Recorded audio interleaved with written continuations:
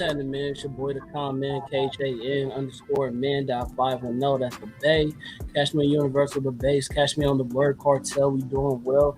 Catch me on What It Sound Like podcast, where you get your best reviews and interviews. Catch me on the Blerd Approved Entertainment for Tapping No Capping. Where basically, if you're a Blerd and you've seen it, then what's your opinion? And this is the co-host, Drew.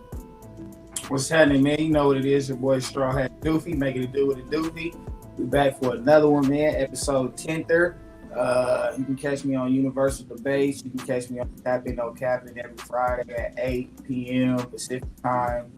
You can catch me on Instagram, HMMC Podcast, man. You know, it's all good in the neighborhood. Alright, BMT.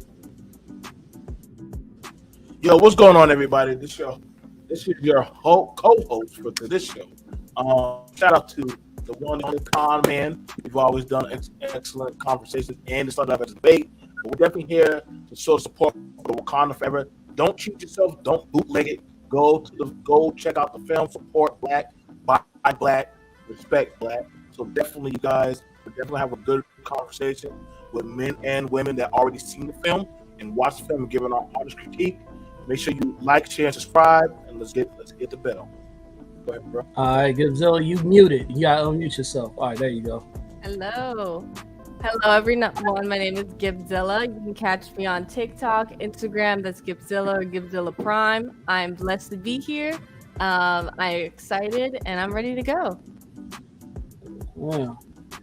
So today we getting into a couple of conversations. The overall, you've seen the banner. You know what I'm saying, about the whole Wakanda Forever review. You know what I'm saying? We're not going to jump into it right now. We're going to warm y'all up with a couple of few posts. And then after that, we're going to get into this big conversation. I appreciate everybody for tuning in. All right, so let's get into this one right here.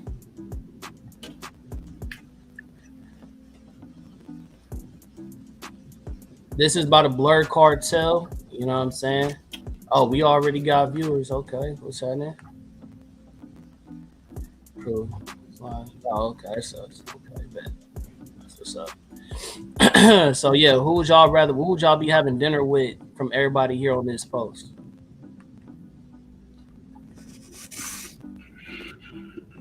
I'm gonna go with the Straw Hats. Yeah, I was about to say, I'll probably go with Straw Hats. Straw Hats, definitely. Landslide? I'm trying to see what Sanji cooking up, bro. Exactly. Sanji not the only best cook up in here though. Who else in here fucking? They got Charmy. We got Charmy. Yeah, from the Black Bulls. You know Charmy, that, dude. You know that. I love to get some food from Charmy. Her power food gives you powers, but I ain't got no magic, so I ain't really tripping off that shit. That's true. That's true. You feel me? Straw Hats is just food for the soul. You feel me? Good old cooking. I'm trying to taste Straw Hats. Straw Hats, definitely. Sanji know how to make something out of a mustard package, some mayo. Hey, bro, got them penitentiary whip up skills, bro. I got to fucking he can make something out of nothing, and I rock with that. Yeah, you can take that dude anywhere. He gonna make something happen. Exactly. Take him to the forest, find some They just a bunch of kids, you know what I'm saying? They just friendship, you know, yay, like they just a bunch of kids. So, they ain't really much on, and I mean, I probably say because Bond can throw down, but you know, right. He is the cook. You know, he's super badass, and so we gotta respect that he's a cook also. Charmy can cook, but she's only cooked for just the Black Bulls, while Sanji, every other art. That man has thrown like a whole block party feast. Like he does that. The hell, he even cooked for the Marines so well they didn't even know who he was. He was like actually going. That's a fact. With them, he won the competitions all stuff. He cooked for Big Mom and calmed her ass down. That's a feat by itself. Into what you saying real quick. Sanji's so good at cooking that when he did cook for the Marines, they thought he was the master chef that he was impersonating, that he was that good where they was like, oh, this must be the guy because this shit is that good. You feel me? So like, yeah, I respect it. I take that plate, my boy. I take that plate. Thanks. Like, it ain't one episode where I seen him have a bad experience with a meal, bro. Like, even with the slightest ingredients, bro. Ain't nobody ever say, oh, this one ain't it, Sanji. Oh, this one ain't do it, and Sanji. I just seen everybody else have an episode where it's like, oh, this one ain't as good as the other meal you make. Like, nah, bro, make everything excellent. Excellent. Bro, he's so good of a cook, he made a cameo in Food Wars. You feel me? Like, as the best chef in the world. Like, and they on there cooking food that give you orgasms and all kinds of other weird shit. So, like, and that's a fact. Like, bro, no top shelf. Top shelf Sanji is what I call him. I love that. And then we tapped in with Sanji. Hold on 1 second. You see the name? Tap in. We tapping in with Sanji, man. So we gonna go ahead and go to the next post real quick. All right, y'all tell me how y'all feel about that. Which character picture here? And this is from my boy Jensen. You can't see it that well. It's real small in the middle. This is our boy Jensen. He made this post. Which character picture is the most overrated? You got Batman, Goku, Kratos, or Superman? It's a tie for me. Superman and Goku. Superman and Goku? But okay. I would... I'm sorry. I would raise you that not necessarily Goku might be overrated, but the group itself might hype him up too much. So I would go with Soups is overrated, the character itself. Well, isn't that the whole point of being overrated? It's like overrated as far as how fans feel about them, or it's overrated how they written in the actual story? This is true. I feel like it all goes. Dragon Ball Z fandom definitely is toxic. They right there next to the Straw Hat fandom. Appreciate you, bro. Definitely but overrated though. That's two different things. I think he overrated, bro. I feel like Superman reached his limits a long time ago, and they want to keep Boy Wonder alive for as much as they can. That they add extra amenities to him that's just like ridiculous. You feel me? It's like Goku too. You feel me? It's like plenty of times, bro. Same with Straw Hat Luffy. Like, y'all got y'all ass whooped. There's no fucking way in hell your plot armor game should be this strong, bro. Because, like, you lost, nigga. You're done. Right. Goku should have been dead after Cell Saga. It should be no more fucking Goku. Overrated, bro. I don't think Batman ever come close to being overrated. He worked hard for everything he obtained to stand next to people with powers out of this world, universal beings and things like that. And bro stands side by side with these dudes, and they give him more than enough respect. Like, oh, bro, that's Batman. That's him. White, that's basically the white T'Challa. Yeah, but like Batman, he different. Like, that you can find out what you did on picture day in elementary school, my nigga. And you could be 10 years older than him. You like remember that one year, 1967, when you wore the picture day and it had them 6 wrinkles in it, and your mama told you to iron your shirt that night and you forgot? Yeah, Batman, he one of them. I'ma find you. And this, y'all just played it so well. Why Batman is overrated? But every time somebody brings up a Batman versus, then they start talking about his planning and all this other shit and how he can beat gods and every other thing. Y'all just did it right there. So this is why he's overrated as fuck. Like somehow he's but not in the sense because he loses battles.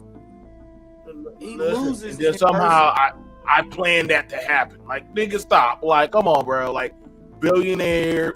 This dude done had the bat cave blown up 40 billion times. I don't know how many times his family dysfunctional as fuck. Like, come on, man. Y'all call him a superhero, but the nigga takes kids out there in the battlefield to get shot at. Like, how he's a hero? Like, this is why I'm trying to figure out. Like, he's technically the greatest detective in the world.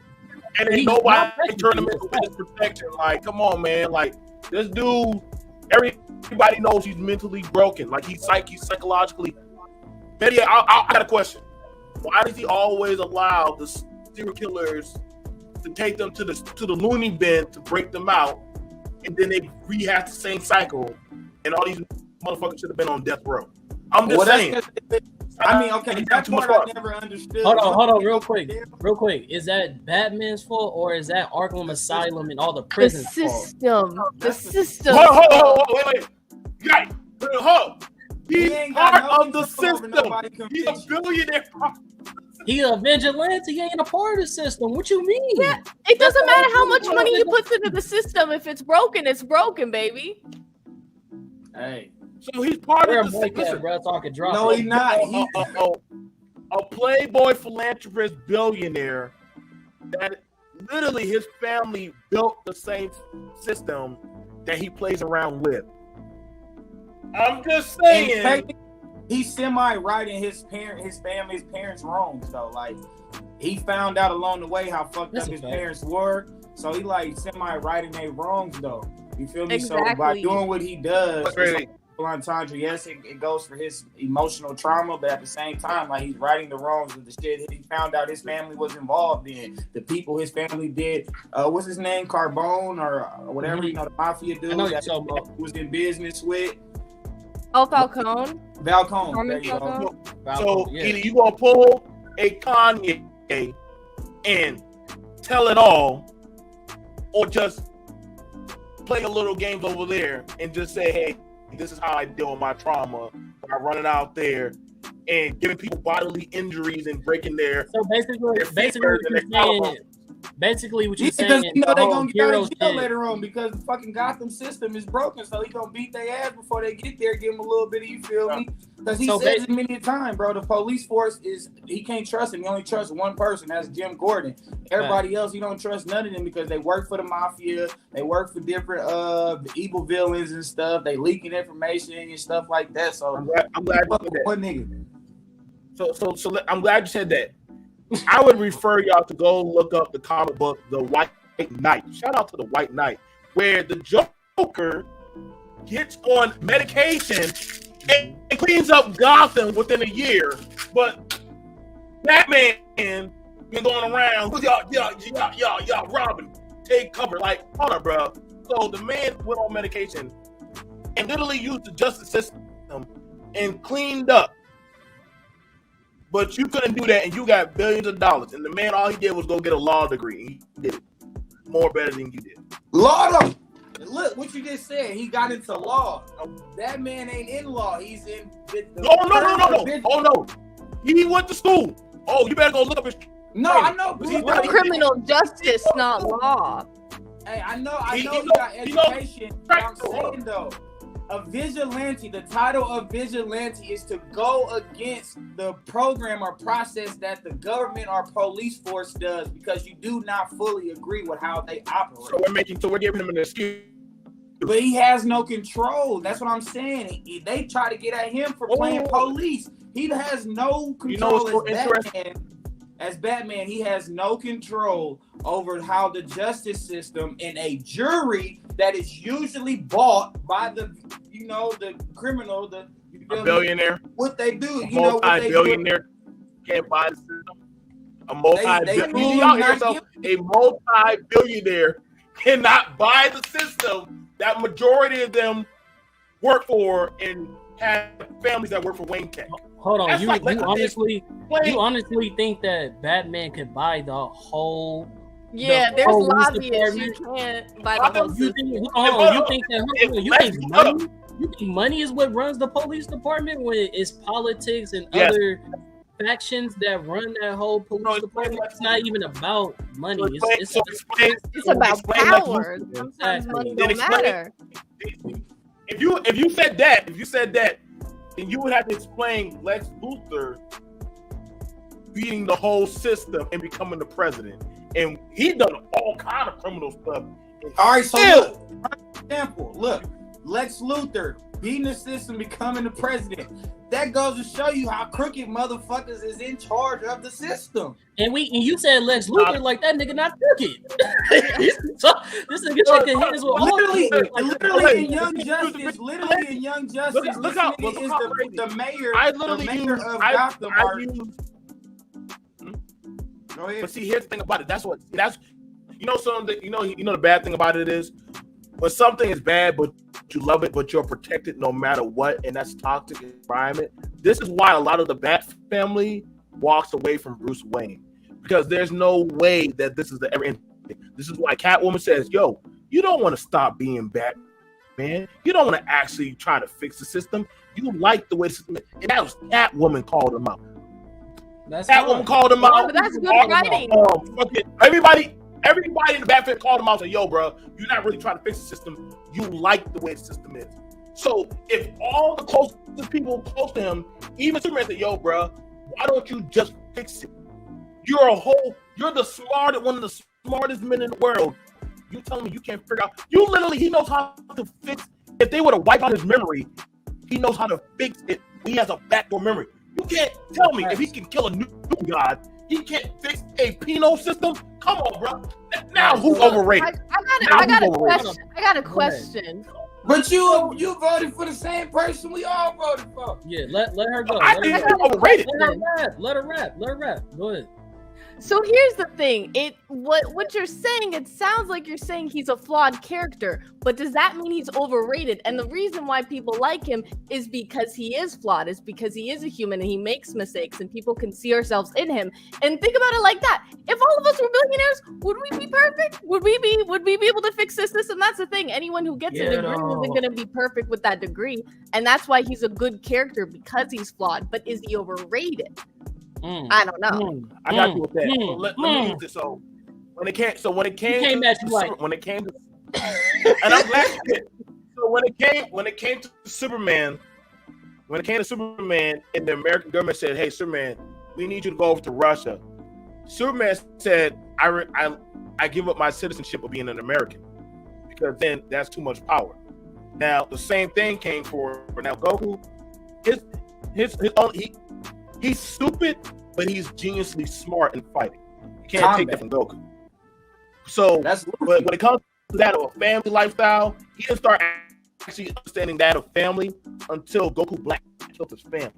But other than that, kids just look up to him because he has the never give up spirit. But other than that, there's nothing you can say Goku inspired you to do. But the only thing he just does is scream and just fight. So, I wouldn't say sorry. that. I'm sorry. That's like, hold on now. I'm just saying, bro. You're gonna have to show me what Goku inspires you to do. But if it comes to Batman, and this is where I have my flaw. I love Batman. I love Detective Comics, but I'm also being fair about that. It's always the prep time algorithm. Whoever Batman fights, if you give him prep time, then automatically God given. Like, and I'm like, hold up, bro. How are you outsmarting beings that are millennia above your pay grade that can see out of the fourth wall? That so means they see outside of the comic. Can I talk my shit? Yeah. No, dude, that's like saying you got spider senses a billion. Like, let me talk my shit. All right, so look. Go ahead, I'm gonna give my answer after the fact, but I'm gonna give like counters to what you just said. You said, how is it that you're able to be omnipotent beings and reprogram your mind even if it's been wiped away, but you can't fix a system? Now let me tap into that. God himself, you feel me, like created people, yet he doesn't control people. If we talking about omnipotent people and their control and what they can do, X, Y, and Z, if you even talk about the what is it called? What's the movie? Internals. They was all created by what's his name? Trigon? Not Trigon. What's bro name? I forgot his name. But he's called a what? Oh. Is he eternal? Yeah, Celestial. A what? A celestial, right? Celestial. So an omnipotent person, celestial, right? Even he created the fucking the Eternals. He created every single one of them. They're literally clones, and what they still go against the grain, bro. So you can have all the power, resources, smarts, all that shit outside this world, and you still cannot control people. You get what I'm saying? Batman is not a person of control. Batman is a moral character. He's the person that says these are my principles, and no matter what my villains face in front of me, as many different perspectives that may go against and make more sense than mine, I stick to my principles no matter what, and that's what makes Batman a good character, because no matter what the conflict that he's in, and other people make more sense, whether they're an anti-hero or villain or whatever the case may be, the fact is that this is something that I believe as a moralist, and this is something I won't go against. That's what makes him a compelling character. That's why people fuck with him. Past all that, when you brought up Goku Black, my overrated character is actually Goku. Now I know that sounds crazy because I grew up on Dragon Ball Z and shit like that, but I'm a Vegeta fan. You know what I'm saying? The reason why Goku's overrated for me is because everybody keeps giving this dude all the dubs for everything that gets accomplished in Dragon Ball Z, as if Vegeta in the whole DBZ crew didn't help him for every different win he had. Every win Goku has ever had, he had somebody at his side to help him, bro. So people play up Goku to be like, oh, he's so amazing, and then shit on Vegeta, where it's like, if it wasn't for Vegeta taking all them L's and taking that ass beating for Goku to get all this energy or transform or whatever the fuck it is that he had to do, then Goku wouldn't have as many dubs as he has today. So it's like, and if you really look at it, Vegeta's the person, other characters are the person that go in the paint to knock off all the villains and all the things to stop a fucking tragedy from happening. But Goku, his dumb ass, makes sure it happens. This nigga puts the world in jeopardy way more than every other character, but he's supposedly the GOAT? Nah, you overrated, my G. That's where I'm at with it. I hear you. Like I said, I love Batman. Dude, he's brilliant. And I'm always like I said, if you can, if like I said, I watched the hell out. I know I'm the oldest, and I watched the hell out of a lot of Batman and the Batman Adventures. Shout out to Kevin and a lot of them, man. Like we watch a lot of it, all the way down to the development of Batman Beyond, which they need to make another fucking season and all that cool shit. Facts. So he does have his flaws. He does. And I understand why a lot of people gravitate to him just like they gravitate to Spider-Man. We like flawed characters because it makes it easy for us to imprint towards. You like a flawed character, but you can see yourself in them. Okay? Superman, he's the Boy Scout. Batman, hey, I'm in the night. I make the hard choices in the league don't want to make. Fine, that's cool. Only thing like I said, I just look at the prep time where you're fighting a superpowered alien god that can just fly in space and just shoot the whole planet in half, call it the end of the day. You're banking on he's going to have an honorable fight with you. That is a plot armor, my friend, because that means the writers are forcing him to have to come into the atmosphere and fight you on your level, versus I can go into all the way at Mars and literally just they go Earth going off to another planet. I'm just saying, anybody that can fly through 1,000 suns, that's on some god level stuff. Same thing for Goku.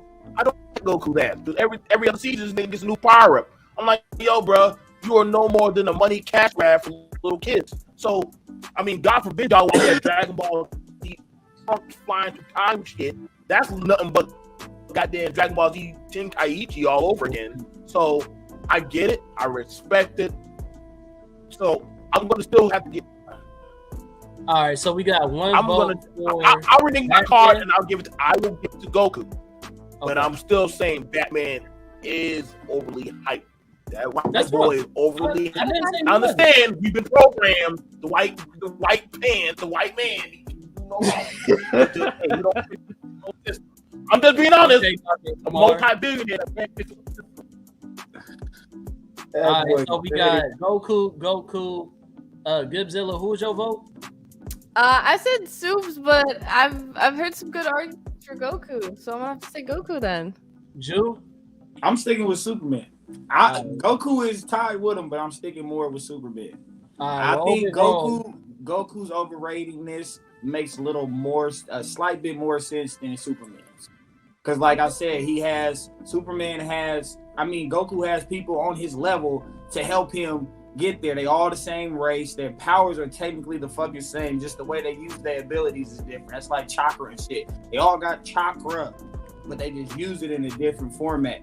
Superman, this nigga get his ass beat And ain't no fucking way that Batman and fucking Flash and all these people can save you. Like Doomsday, this nigga gave this nigga the Slade and Robin syndrome. This nigga Superman was petrified of Doomsday. This nigga was having PTSD flashbacks and shit. But like, if you look at it, Superman never has really beaten none of the people that he should beat. He's never beaten them. And then the other people that he should have beat, he has help with the Justice League. It sounds like they got the same problem. Yeah, but I'm saying Goku's situation make more sense. Like, okay, I'm losing, transfer me y'all energy. Okay, y'all the same fucking type of beings and shit. That makes sense. Okay, y'all transferring energy. How the fuck did Superman just get mad and power up like this? There's no booster for him. He doesn't have any type of boosters. And all of a sudden, this nigga just getting stronger and stronger. Then we got it now. Okay, back in the day, it was like, oh, he's an alien from outer space. Mostly everybody else, they humans from Earth and shit. Are they Earth gods? You feel me? You feel me? As far as Wonder Woman and bruh, we got so many aliens now, nigga. You should not be this important anymore. Like, DC has most of their characters now are aliens and gods. There's no fucking way that Superman should even be on a high tier like he is anymore. He should be belittled just like Batman in the power scaling verse. Because it's like, nigga, who are you anymore? That's fair. You can't do nothing with magic. There's a lot of magic users in DC. That's fact. Black Adam was putting the paws on your ass. If it wasn't for Shazam, nigga, you probably had another Superman death day because Black Adam was beating your ass. That's facts. It's just like him and Goku the same to me. I just feel like when it comes to the plot armor though, this nigga Goku's plot armor makes a little bit more sense. No, oh yeah, off top. Yeah, my point of attack wasn't plot armor. Superman easily takes that. That's not even a conversation. But when we talking about just being overhyped, at least with Superman, he doesn't make sense. We know that this nigga has all the powers in the fucking world. So it's like he's already fucking overrated because every time he gets some type of conflict, he has some type of superpower or a power that we ain't never fucking seen is able to apply it to the fucking fight. Or all of a sudden, oh, y'all didn't see me get my ass beat by lower ranked characters, but as soon as I fight somebody that's way OP, it's like, oh, I can finally let loose. It's like, bro, so it's an excuse for every fucking thing. So for me, yeah, like plot armor goes to him easily, but with Goku, it's like he doesn't have that. His powers aren't OP. He just gets his ass whooped, and people hit the fan base just gives him all the fucking flowers while giving Vegeta dragging that nigga through the mud for every time he took an L, like as if the Goku hasn't taken the same L's from the same niggas. You get what I'm saying? So I think from a delusional fan base, in my perspective, it goes to Goku. But I digress, bro. We're gonna go ahead and tap in with Goku just because that was the overall vote, and we're gonna move on. Tap in. I bet. So let's see. I think that's it, bro. I think we already almost 30 minutes in, so we might as well get back into it with the conversation of the day that everybody really want to have. You know what I'm saying? Let's see, Jill.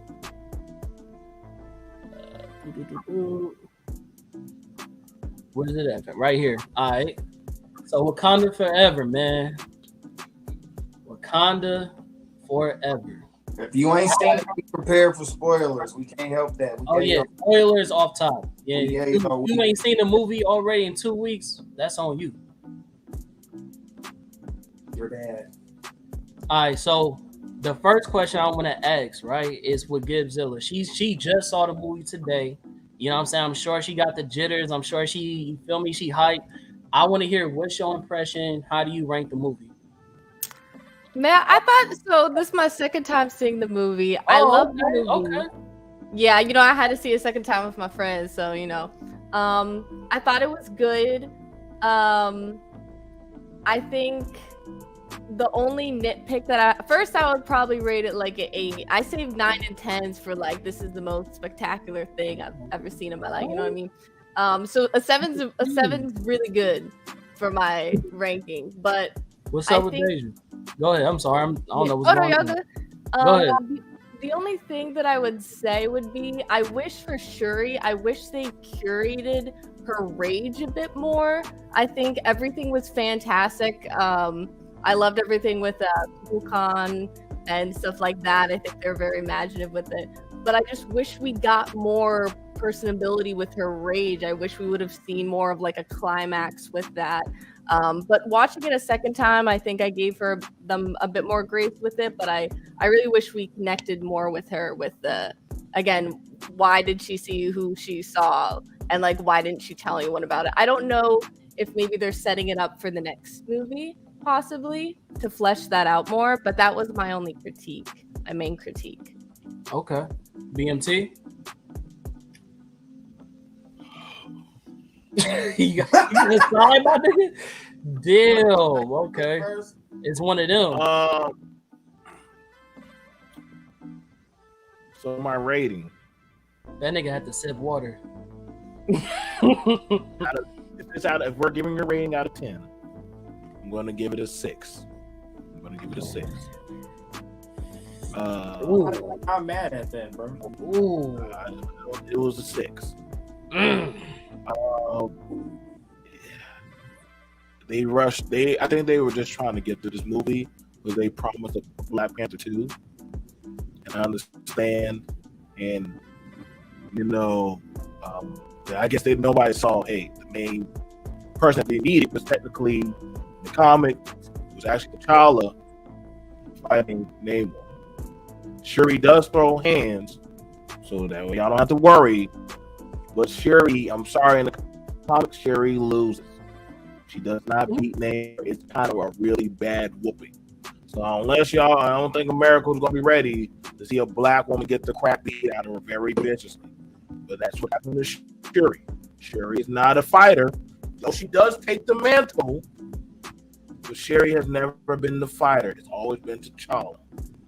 So let's get that out for anybody. Oh, I can't be a strong woman. Yes, there are strong women. Shout out to the door. What you got to say, bro? You gotta, me, I'm a real comic book nigga, so it's like you saying some things that's conflicting with my knowledge, my brother. Like we all know Shuri is goon. Shuri, hold on. Shuri is a goon, bro. Don't make it seem like Shuri not with the shenanigans and she don't throw dumb hands, bro. Like she's a murderer, bro. She's not even T'Challa, bro. She knocked niggas off. But who was she fighting? I said, look what I said. That's fine. She fought Namor. Okay, that's fine. When I brought up the Namor fight, again, fighting goons is one thing. You're fighting not just anybody. You're fighting Namor. Namor's not a nobody. Namor is somebody. Okay, so I'm not saying that Shuri can't throw hands, but you do have the urban you, and you do know you got some training. But you're not a Namor. You're not that Namor type of goon. Okay. So I'm just got to be realistic. So I'm just being fair. You can't say in the comment that Namor punches with the power of a Hulk, but yet you're struggling fighting Shuri. Like, that's the conflict though, because just like how we talked about Batman, it's the same thing with T'Challa and the Wakandans. They fight against people above their weight class all the time. It's just that they have the proper technology to combat that. Same thing how we saw in the movie. When she fought Namor, she got the guy in the ship, took down majority of his power by swaying him the fuck out. And then towards the end, and even when he was still standing, she hit him. She snaked him with the Killmonger move and said, "Fuck all that moral shit, nigga. I'm gonna Wakanda forever, burn you the fuck out." I'm just saying that's called plot armor that the ship charged up for Wakanda forever. Like you could at least say, I don't know, boosters. You could have just. I mean, this again. I get it. Go ahead, Joe. I see you. This is where it's called, and this is what I don't like when they placate onto people's emotions and feelings. This is when I don't like it when they use people's deaths to get certain marketing profit. That's what kind of made me feel uncomfortable. I respected the Marvel opening when they showed Chadwick. We respected that, me and my people that saw it. I didn't like how they kept on pandering over and over and over on him. I'm like, okay, that's fine. We respect and honor that of a great man and an actor. But now you're just harping on it, where you make it seem like, yes, in the comics, Wakanda does move on. Hell, they started going into space and doing other shit. That's right. So it's not like they never not lost the king. They understand they got a whole empire. Hell, they became the Wakanda kingdom and went to becoming an empire. That means they expanded. Now I understand the Talachon, ladies and gentlemen, he's not Namor. It's Namor. I don't get this Disney shit when they be trying to change people's stuff for that Disney new venture. It is Namor. It's always been Namor. They try to give it that more Spanish feel, like Namor. I thought it was Sorry, y'all. The director, you know what I mean? Like that was cool. It was a cool Like, set. I thought it was smart. bro, it's basically like I get it. You know what? No, but listen, when you give the director the freedom to create shit like that, you get something that's more beautiful. You know what I'm saying? Same thing what they did with Killmonger. Killmonger not from the town, you know what I mean? He from New York, you know what I'm saying? But they did that beautiful twist when they was like, no, he's from Oakland, where the Black Panther started, and whoop whoop whoop. That gave his character so much more depth. And I say the same thing when they did with Namor, because it gave him that much more depth when it came to how he feel about the surface world. You feel me? So I think that's something I wouldn't personally take away from the character. I thought that was a creative thing that they did. Mm-hmm. The name thing. I'm just saying. What about the I'm name? just looking at it, and I'm gonna pass it over to y'all. I'm just saying that sometimes I get it. They're trying to find out how to tap into the minority button. I'm gonna be for real. You got lucky with the Black Panther one. I get it. You're trying to say, how can I recreate that magic? That was a special thing because we never saw some shit like that. That's a fact. But how you did it with this one right here, this is a whole different. You're doing it off of the body of a book man. I'm like, whoa! I don't feel like this is some big damn shit. I'm like, hold up, bro. I'm going to some postpartum depression shit. Well, I can't. No. Now the Dorme Laju, I don't know what the hell happened, but it looked like the population of men just went down to 5%. I don't know what the hell. Like you just said, you showed that you have new male warriors in the village, which they showed at the council. Where the hell was they at? Like, what the fuck? Like, we all don't break. Like, when y'all get attacked, but how M'Baku 5 people? It was just M'Baku fighting. But Owens fight, with Owens running around. Where the fuck are the other niggas at? Like, there's no way there's only other like 3 other dudes in there. And just River shout out. We didn't get so like in the first one. I feel like in this one they replaced the border tribe with the river tribe. So this time we got more screen time with the river tribe. We really didn't see nobody from the border tribe in Black Panther 2. But I agree with you. So when the fight broke out in the Capitol, where the fuck was everybody else? Like y'all got ships, like basically spaceships, basically. So like y'all speed time and reaction time is crazy. I mean, they did come and what they did show that some of the people in those battleships were the River Tribe dudes. Like on land when the other Atlanteans came or the Telecons, because they changed it from Atlanteans to Telecons. Where was they at? Like, where was y'all at? That's what I'm saying. Like, bro, like in the comics. You just going to the Wakandan border, there's usually like 15 to 30 niggas waiting on you. You mean to tell me 10 people snuck in and there should have been like 50? Like, I'm like, yo, bro, like somehow y'all went backward. I don't know if y'all got fired by Elon Musk or some shit, but somehow my nigga, like, and I get it. It was a theatric. I didn't like how they made the queen all erratic and shit. I guess she was in her emotions, and I get that. Hey, you had some hurt him, but that was a bitch move which she pulled on the general by blaming her, like you stood with your man, and I'm like, hold up. That's the general. She's loyal to the throne. When she told her, she said, hold up, bro, you're a spy. You don't even stay in Wakanda like that. I'm loyal to whoever sits on that throne, whether I like them or not. It is what it is, baby. If Killmonger will fight against your son, shit, I gotta respect it. We can't go against it. Hey, he's the new man of the house. So you trying to play that move? You supported him, nah, bro. But she was wishy-washy though, because she kind of like reneged on that when T'Challa came back, and like Khan brought it up the other day. We was talking about it. I mean, the battle was technically over. The ritual combat was technically over. Like I told Khan, Facts. if you want to be real in war term and kingdom and terminology, T'Challa committed a coup. Facts. When he Facts. came back, he committed a coup. And the Dora Milaje betrayed their king and committed a coup with him. To be honest, the Border Tribe was the only tribe that kept it real to the throne. Now, as far as the throne, because I'm gonna show you where you messed that up. The minute he burned the sacred herb, which is actually their most sacred.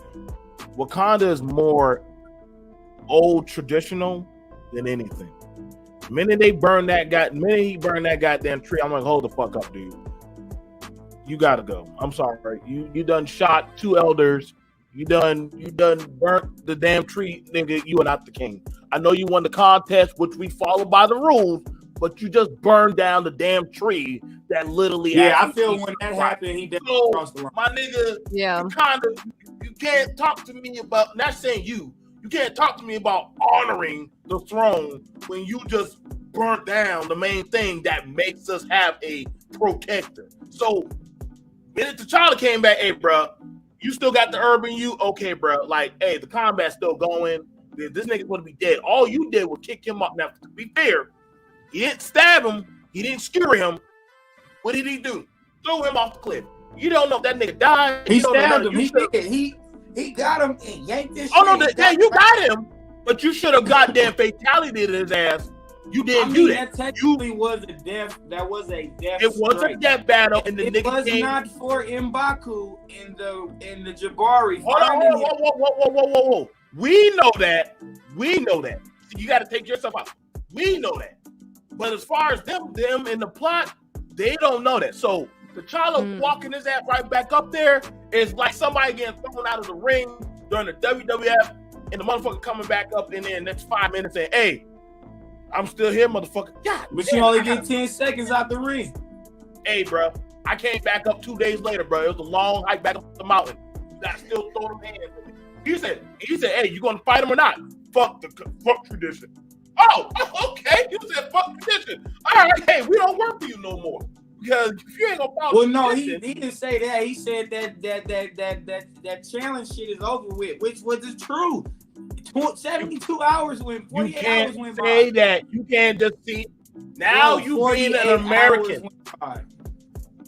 Hey, so you telling me? Don't matter. We don't know. Hey, that's being an American. Because guess what? The rules are the rules. If you go ahead and you want to say. You can't just say, "Hey, I want to change." That's like let's keep it like this. How we do it in America also. If we're doing an election, and you remember how they voted for the president, but then they said, "Hold up, we still have votes out there." Do we just say, "Oh well, fuck those votes. Let's just say this guy's president"? No, we're gonna say, "No, we gotta see the rest of those votes come through to find out who is actually the president." So guess what? Hold up, bro. I get you saying you're the president. We gave you the vote, but hold up. There's some votes still coming in. Now, the shit with the general's husband pulled that little bitch shit. Now that shit right there, that was already on some treason shit right there. But you kind of did some shit behind our back. Now I found it very interesting because Killmonger didn't tell him it was my daddy that got your kid.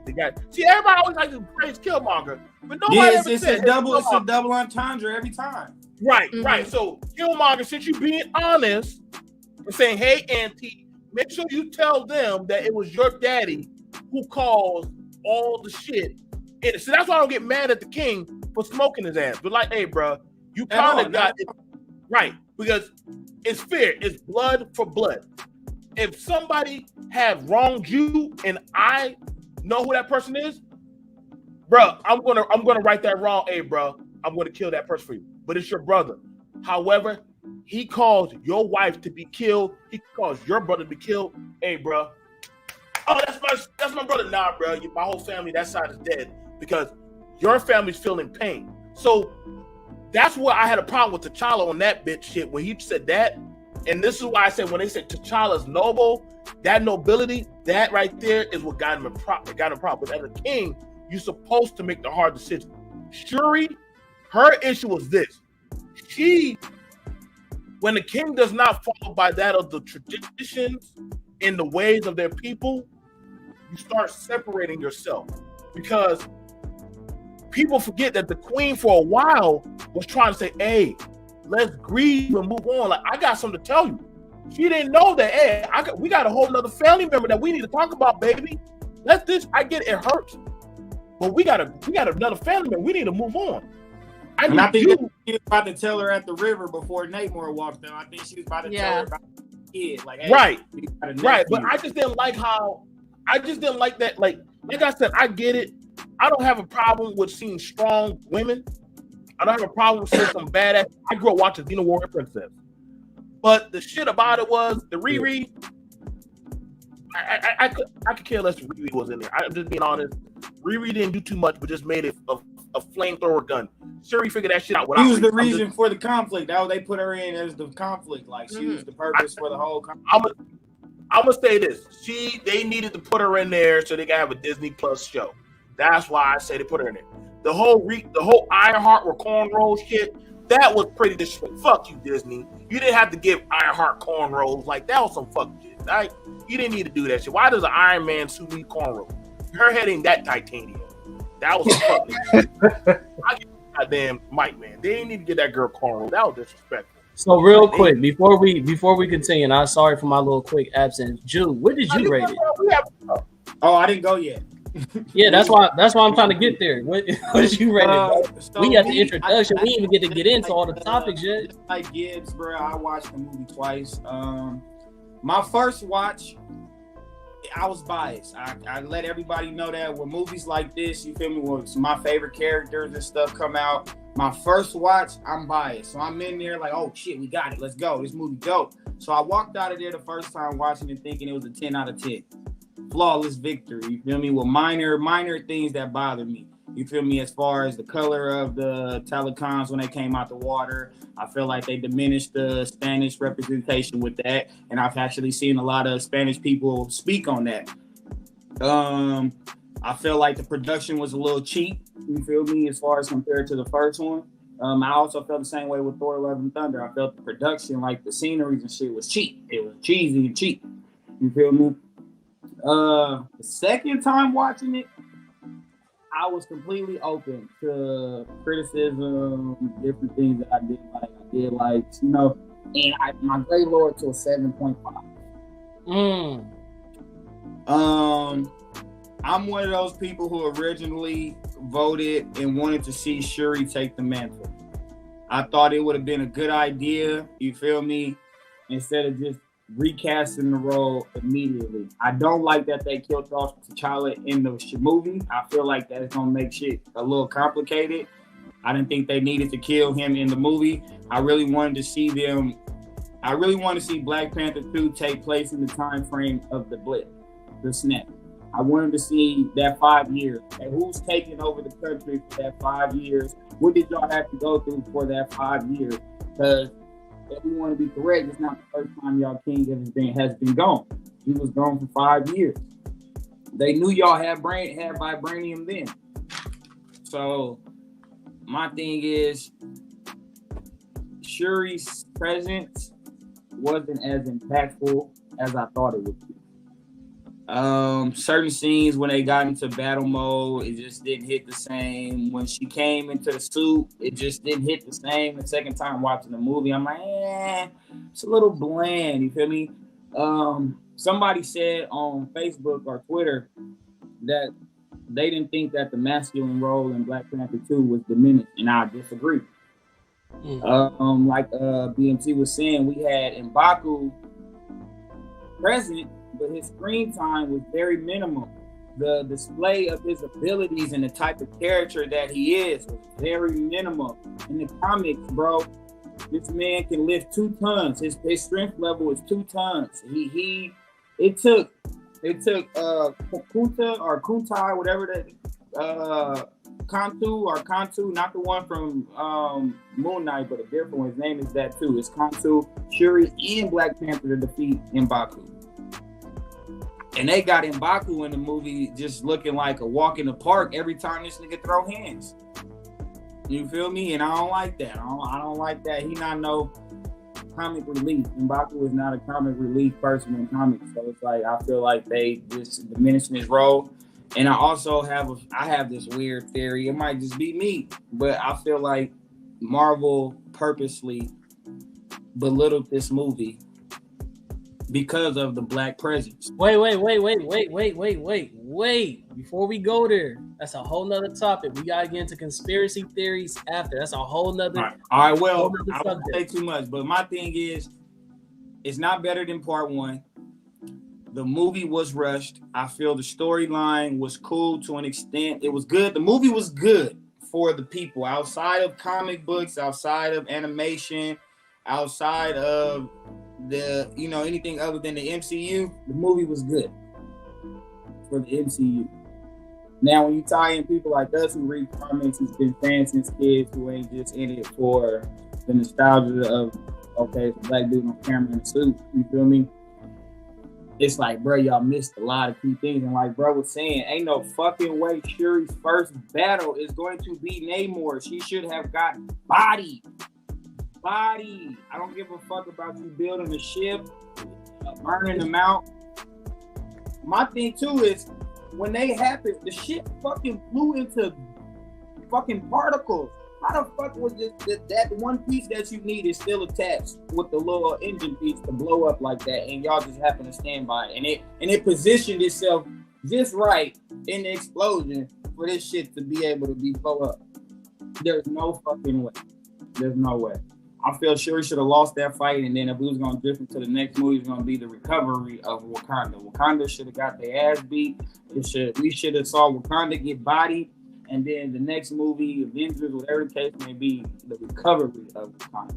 Because, like you said, bro, if you know Namor, there's no fucking way that Shuri was going to be able to handle him. Not no one-on-one. In her first fight, no experience really like that. No.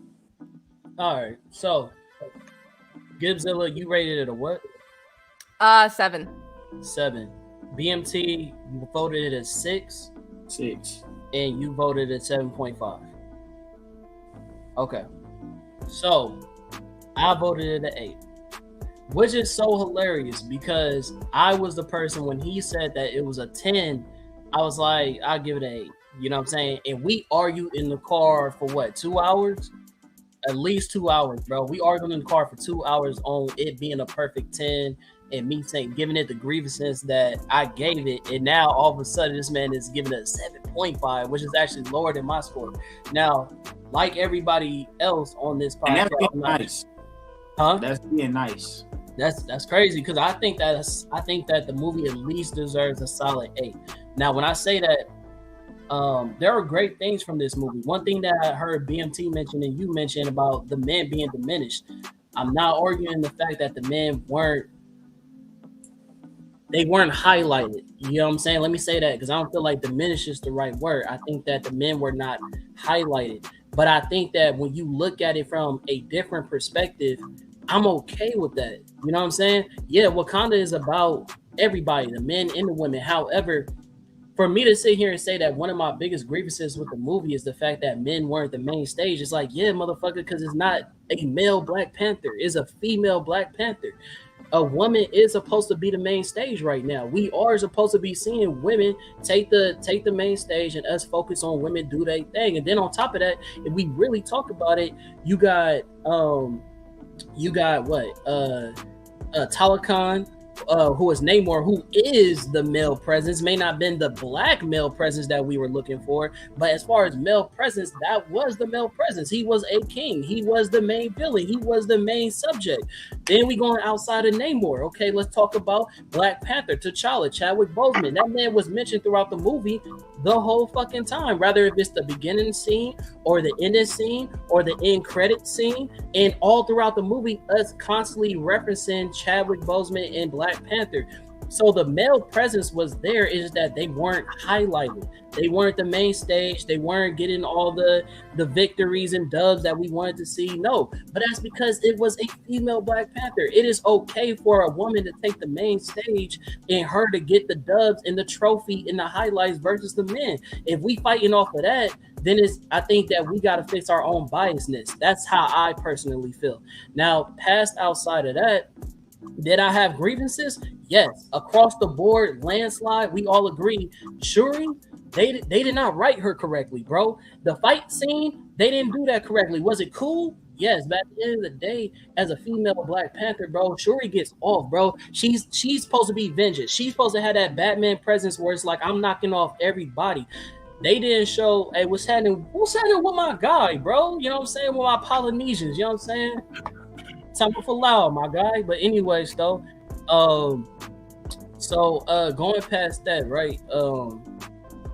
We talking about the fact that that threw me off. What's up? that's somebody I went to the military with. But past all that, right?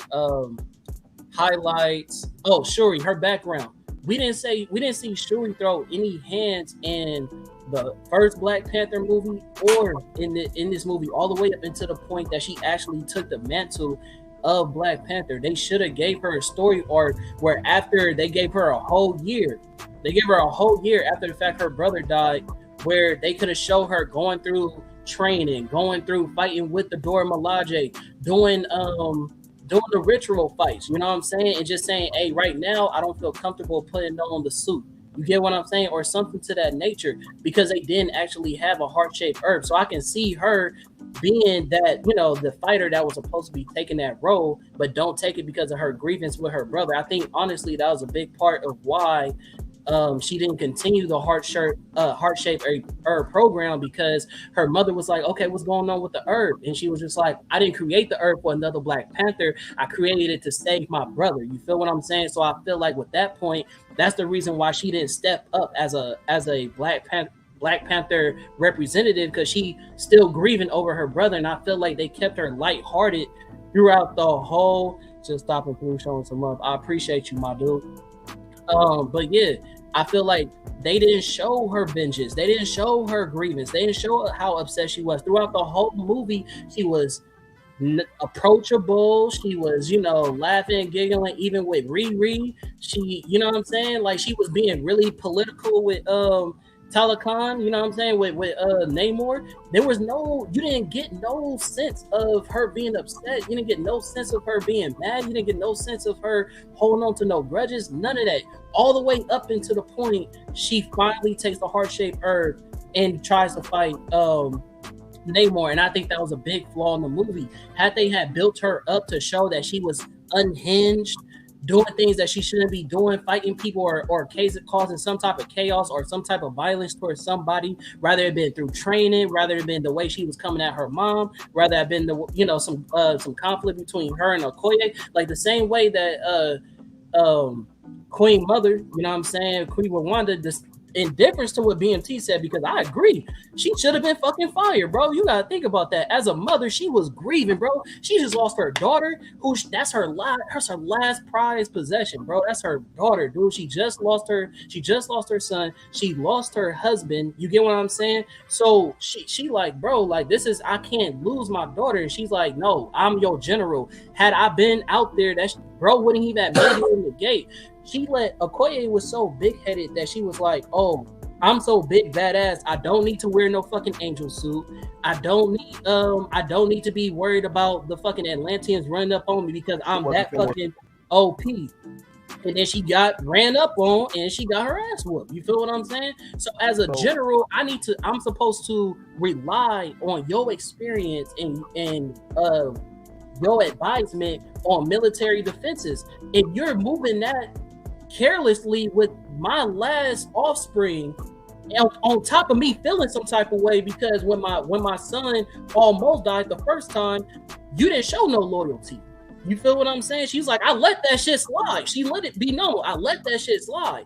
But then when I told you, yo, I don't want my daughter to go, and you reassured me as my general, yo, she good, and then you lose her too, nigga, it's bad. Like, what you mean? Like, So it's like with that, I feel like Okoye should have shared that. I mean, not Okoye. I feel like Shuri should have shared that same sentiment and gave Okoye that same type of conflict, butted heads, so we could have got that feeling of she's mad. But you didn't get that because she was buddy with Okoye, buddy with Riri, and she didn't even show no type of conflict with fucking Namor, who just blew her the fuck up. So you get what I'm saying? Like, with all that being said, yes, I have grievances with the movie. However, I give it at least an 8 because I understand what Black Panther did for me as a black man, you know what I mean, as a comic book reader, the first one. And I feel like I've seen my mother and my grandmother both went to go see the movie and they both gave it a 10 out of 10. For the women who watched this movie, for some of the Hispanics that watched this movie was a 10 out of 10 just based on what it was for what they needed. You know what I'm saying? That representation, what they want to see them on the main stage with all of that being said. So with that being said, I'm going to give it a 10 because if that was the end goal for the movie, then it was accomplished. So I'm gonna give it at least an 8. You know what I'm saying? So, once you take like the race and the representation out of it, though, is it a good movie? You can't do that though. You can't talk about Black Panther. But that's what they're piggybacking off of us going to spend money to see the movie by making it a cultural thing. You feel me? No other movie has these issues. Captain America, Iron Man. But this is why those movies don't get the same numbers. But I'm saying that's understandable. But what we was delivered, they kind of make high numbers, man. I'm just being honest. Go ahead. Being fair. Like, here's the thing about it. They don't have as much to prove. One, you're talking about America. You're talking about a blue-eyed, white, blonde hair, white, perfect man in their eyes. Representation. Then you have it where you're talking about a white playboy billionaire genius. So for Black Panther, I'm sorry, this one versus the first one, this one sucked to me because I did not see a proper representation. When it came to that of the Latins, they got to see a strong male presence leading his people in a thriving utopia. I can't get mad at them. Shit. Right. I'm sorry, the black community don't look that strong with black men and black women. So even if it was a black queen, I would have mind seeing her had a consort that was a man. She didn't have none of that. It was like, well, shit. I guess this is what ghetto or whatever, because there was no men in sight, and I'm like, well, damn, it's just the women and the daughter. The men that were there were just there, just the elderly assistants. Yeah. So they were just assistant. They were just a backup. So it is kind of a slap. And this is why Total Khan said, this is why I understood Namor when he said, hey, give me some time, because when the black sisters get into a situation, they're going to have to not run to no black men. They're going to have to run to me. They're going to have to go to outside of the community. And I'm like, damn, that's deep. When you rephrase it like that. When you rephrase it like that, but that's what. It's like that now for a lot. I'm no offense, but I'm like, damn, Coogler, you're a whole genius. But guess what? Can't say a lot, because honestly, when Walker was giving her wise counsel, Shuri wasn't trying to hear his wise counsel. That was what her brother said. Hey, please watch out for my sister, because you actually have more experience as a leader than she does. I agree with you, Craig. Sometimes the problem with a woman being a leader, but you gotta listen to your counsel. You disrespected your mama, disrespected Okoye, you disrespected M'Baku. You didn't want to listen to no elderly person. That shows a lot about the black community when it comes to the young and the old. Listen, so guess what? Hard head make a soft head. So yeah, I can go deep with this. Guess what? That's why I was like, yeah, I was like the face. I'm sorry. Like, it showed a lot of, hey, the hell with the old tradition, we're going with the new. And guess what? Shuri, I'm sorry. What's but up that with fight, man? Look at all these other cultures. That fight man. I'm being real. I understood that why Namor felt the way he felt. He said, yo, I saw slavery. I saw a lot of stuff. I got no love for the surface world. Shuri was different. She should have listened to Okoye. But Okoye said, let me go in there and just grab her, and we get the hell on out. No, let me go in there. I want to be cool, hip, and shut the hell up. You don't got no field experience. But plot. When she said get in the car, where did Shuri go? Shuri got on the goddamn bike and want to do the whole Fast and Furious Vin Diesel shit. Right. You could have just got that wasn't needed, bro. I hated that scene. That was not needed. If she would have got in the car, guess what? We would have been the guy there. Fuck the little girl. We could just killed her. Call it a day. But they didn't want to kill the little kid. So I'm sorry. The kingdom was too emotional on feelings versus that of, hey, we gotta protect Wakanda. If Wakanda is that type of kingdom, they'll kill to protect their own. The king had no problem doing that on his own brother. We talked about it, did we not? Right. None of us disagree with that.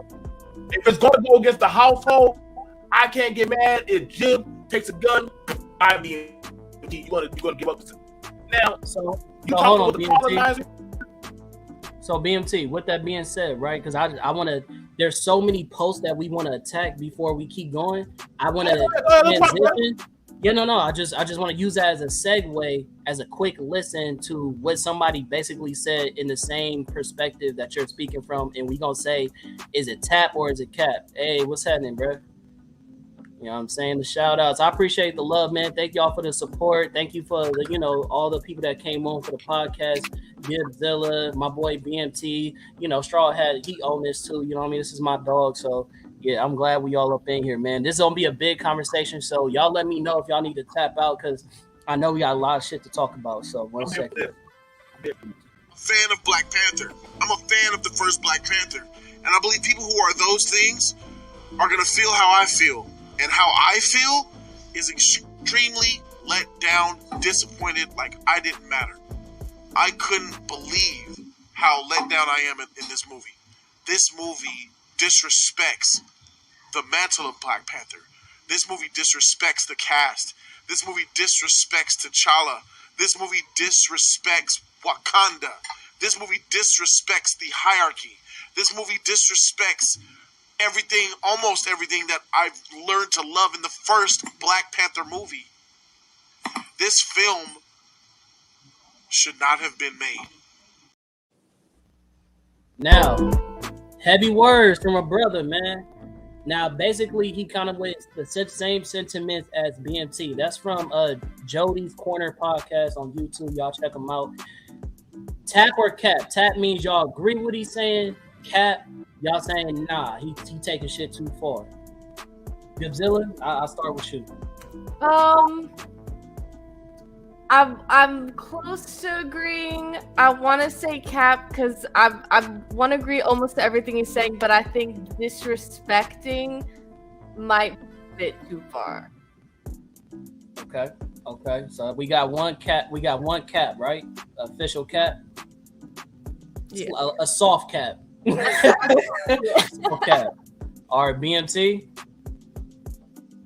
I'm gonna give tap because just like they can keep on replacing Spider-Man, Batman, Hulks, don't tell me you can't have got enough goddamn T'Challa. They got all these YouTubers out here doing parkour and capoeira and UFC, bro. You could have found us another T'Challa, bro. No, so he also says that in his podcast. He's not saying that. That's not what he's saying. He's saying that the way that they produced this movie with the women, they shouldn't have did it. It should have never happened. They should have recasted T'Challa, basically. What's saying this? What was so strong about the first Wakanda was you saw that of men and women both being badasses in the most badass kingdom doing badass shit. Koya was doing shit. Shuri was driving cars and doing tech shit. Koya was throwing this shit like nothing shit. Like, hold on now. So it wasn't like both sides weren't properly represented and making bang and looking fly and shit. So it was there. What was the hurtful stuff is, hold on, sit. I get you want to make your money and show your representation. Well, what about me? I thought we doing this together. So I can understand that from me as a black man, I'm fine with them getting her representation.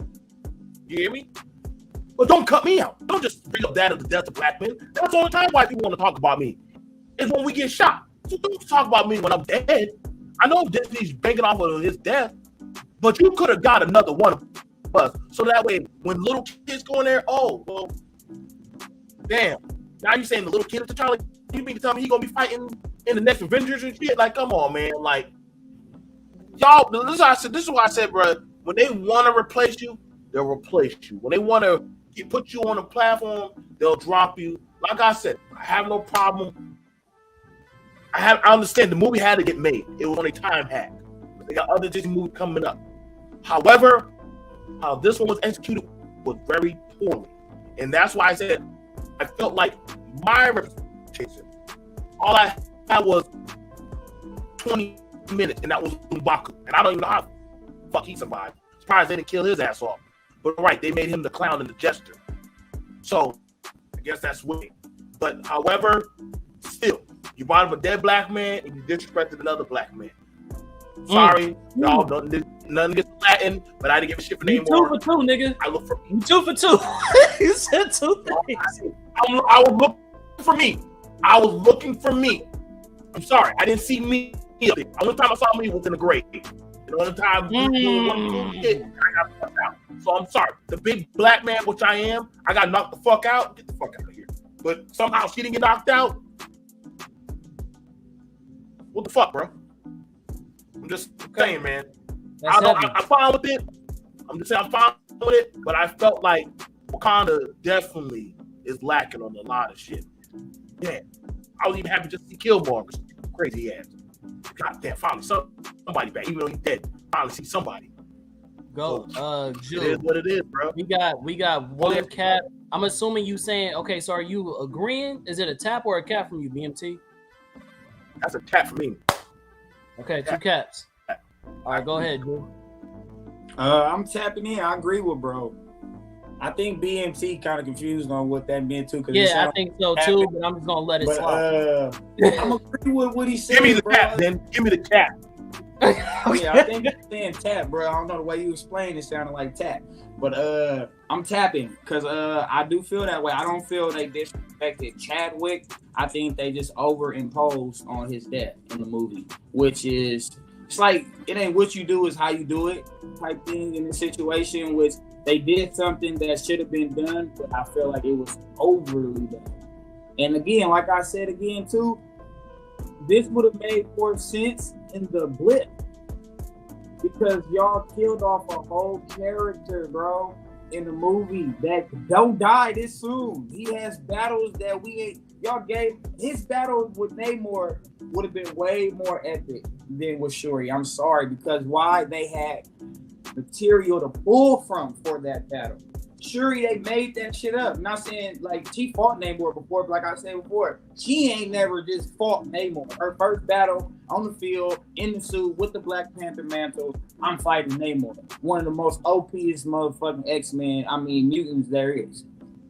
He was there too. He was an X-Men. No, I know, but I don't want to use it. He was in multiple groups. He even created his own group. You feel me? But he's a mutant. So you feel me? Like, bro, ain't no fucking way. And like he said, like BMT said, her and M'Baku, that weak ass fucking arm wrestle shit. Every time I see it made me feel so boosty. Like niggas don't, black people, I ain't even gonna just say niggas. Black people don't do no cornball ass shit. I would have preferred them niggas play rock, paper, scissors. Niggas not about to arm wrestle, bro. Like, what is y'all doing? She has done it. What does she do? Right. Like, that was boosty and corny, bro. Like, there's no reason the time, place that they put the movie in should have been where it was at. It should have been in the blip. This all would have made sense. Tyler was dead, but he can come back. When he came back, he can be another person because he was in the blip. Shit happens. Who knows? And then we're going into the multiverse, so bring him back. I just don't feel like the kid. They gonna have to make up some fugazi ass story with the quantum realm with Ant-Man or something, with a time skip or something for this kid to grow up and be an adult and still be an Avenger for Secret Wars and stuff. Because there's scenes where how y'all gonna do it without T'Challa, which they know that because that's why they gave this little boy the same name so it could make sense when they start trying to bring the Black Panther back as a male. Which I want to say this to the viewers. I'm not bashing. Like I said, I originally voted. When all this occurred, I voted for Shuri to take the mantle, but I was wrong. You feel me? I was wrong. The way they brought it, it wasn't time. It just wasn't time. I would still love to see Black Panther, but it just was too early for where they at in the MCU storyline, and Shuri's not going to look right standing next to the Avengers. But I also see what they doing. You feel me? If you notice, all the new characters are all women. All the new superheroes that they have introduced are all women. The only person who has took a new mantle that's a man is the Falcon, and that's only because he went from the Falcon to Captain America. But Kate Bishop, Arrow, woman. Riri, Iron Man, Ironheart, woman. Kamala Harris, Captain Marvel, Miss Marvel, woman. You feel me? Everything is Thor, even Thor. Jane Foster came, woman. You feel me? Yeah.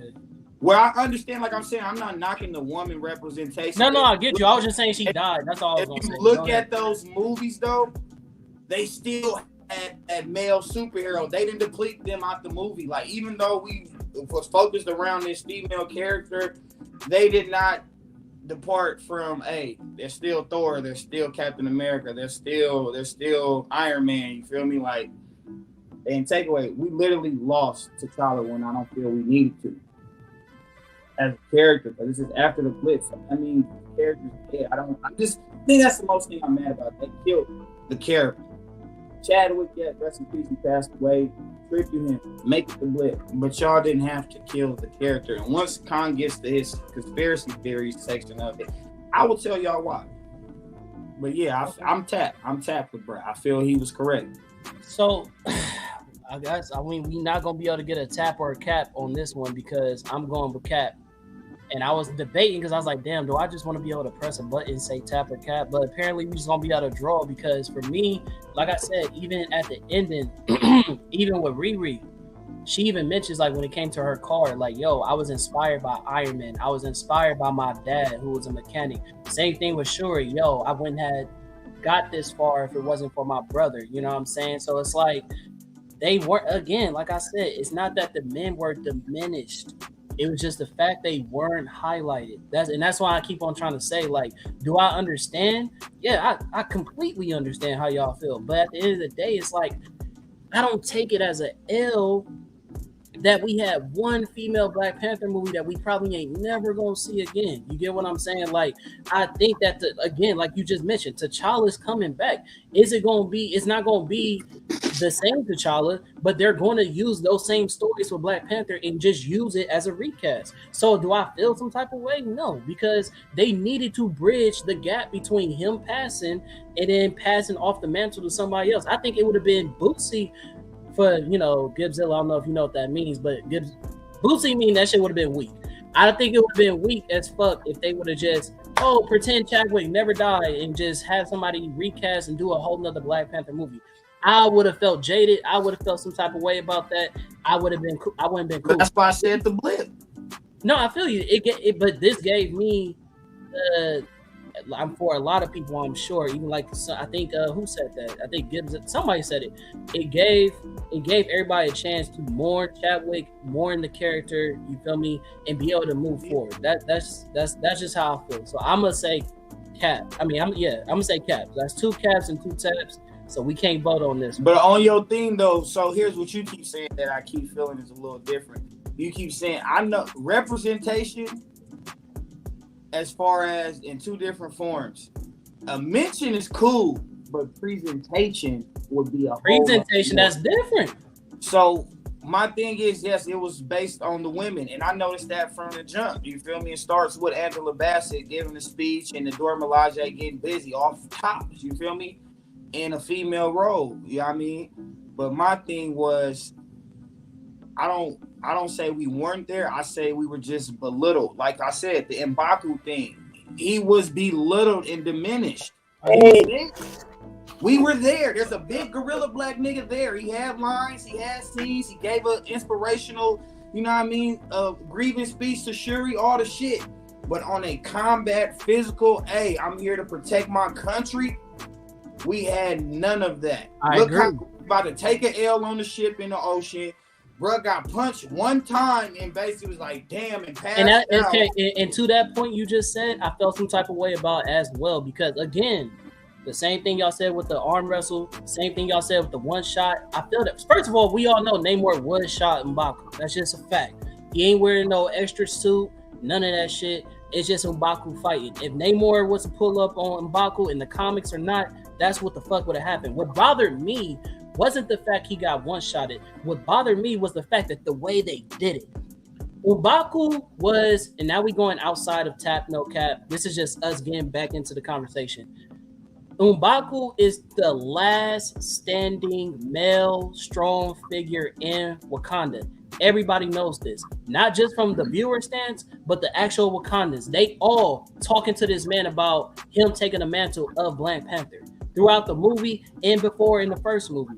So the fact that he got one-shotted, and this is everybody's like secondary savior, and he got one-shotted, I feel like instead of making it a comedy trope to the same point that BMT said, because they made fucking M'Baku a comedy trope, instead of him going, whoo, it should have been like, yo, it should have been like, everybody stop, like, nigga, we can't beat this nigga, like, we are in some fucking trouble, we just got flooded, on top of kids and mothers and villages and all that shit being drowned, our strongest fucking hero just got one punch and knocked the fuck out. It should have been more dramatic. It shouldn't have been funny. It should have been like no great ape fucking, you feel what I'm saying? That's another thing where I say too, I don't like that shit. Why doesn't he have his powers, bro? Like, they don't even, like, T'Challa is not the only person in Wakanda with abilities. Facts. Oh yeah, facts. And that, since the first movie, that bothered me. Like, M'Baku, y'all not about to do M'Baku like that, bro. For one, his costume cool. Y'all didn't give him the ape suit. The nigga actually has 8 feet, you feel me? In the comic books. The nigga has monkey feet. All the shit. So it's like, bro, and he's way fucking bigger than we know half this. of the motherfuckers in Wakanda. But he doesn't have his ability, you feel me? It don't never say he does. I mean, it does show he has strength because he tossed the shit out the Talakan nigga off the boat with the stick and just flung the shit out of him. But like, they gave him that one cool scene where they said, hold this. And he jumped in the water. That was cool. I thought that was dope as hell. After that, nothing. I would have preferred to see like a quick like 2-punch combo or something. BMT is itching, nigga. I'm gonna let him go after you. I was like, I would have liked to see a 2-punch real quick, 2-punch, throw some hands or something real quick with Namor, at least get one hit in. You feel me? He swung the stick, he broke it. Cool. I would have liked to see you try to punch the nigga or something, and then it didn't phase him, and then he one-shot at you. But he literally was just like, stick, break, turn around, punch the nigga in the chest. Oh, I'm out of this fight, big fella. It's over with. Well, see, before BMT goes, I'm gonna let you off the leash. The only thing is to go to the different point of, oh, fucking M'Baku got one-shotted, but Shuri didn't. This is the only reason why I don't have a problem with that. Shuri had the fucking Black Panther suit, which we all know is a kinetic suit that absorbs damage. On top of that, she had the heart-shaped herb, which makes her abilities and strength 10 times fold. You get what I'm saying? So she can absorb punches and shit like that. And as we both know in the comics, when she fought him, she didn't even have the Black Panther suit. She had a vibranium suit that was specifically made to fight Atlanteans in Namor. So I didn't feel necessarily some type of way because I felt some type of way because they should have put that suit on her to make the fight make more sense. But at the end of the day, that's the only reason why I didn't feel no type of way about M'Baku getting one-shotted in comparison to Shuri, because Shuri had the heart-shaped herb and she had the armor to protect herself. And M'Baku doesn't. You get what I'm saying? So that was my only thing. But I'm gonna let you off the leash. Go ahead, fam. So I'm gonna ask Gibbs. Gibbs, you like it to see like men protect women, right? You like seeing that protecting type of imagery, right? Yeah. And you feel like you can still be a strong woman, even having a strong man support you. Mm-hmm. Namor had that imagery when he had his male general and female general had the nice, cool Total Khan dragon serpent hat on. It was down there. The hammerhead shark. Oh yeah. Now, he had the serpent hat on.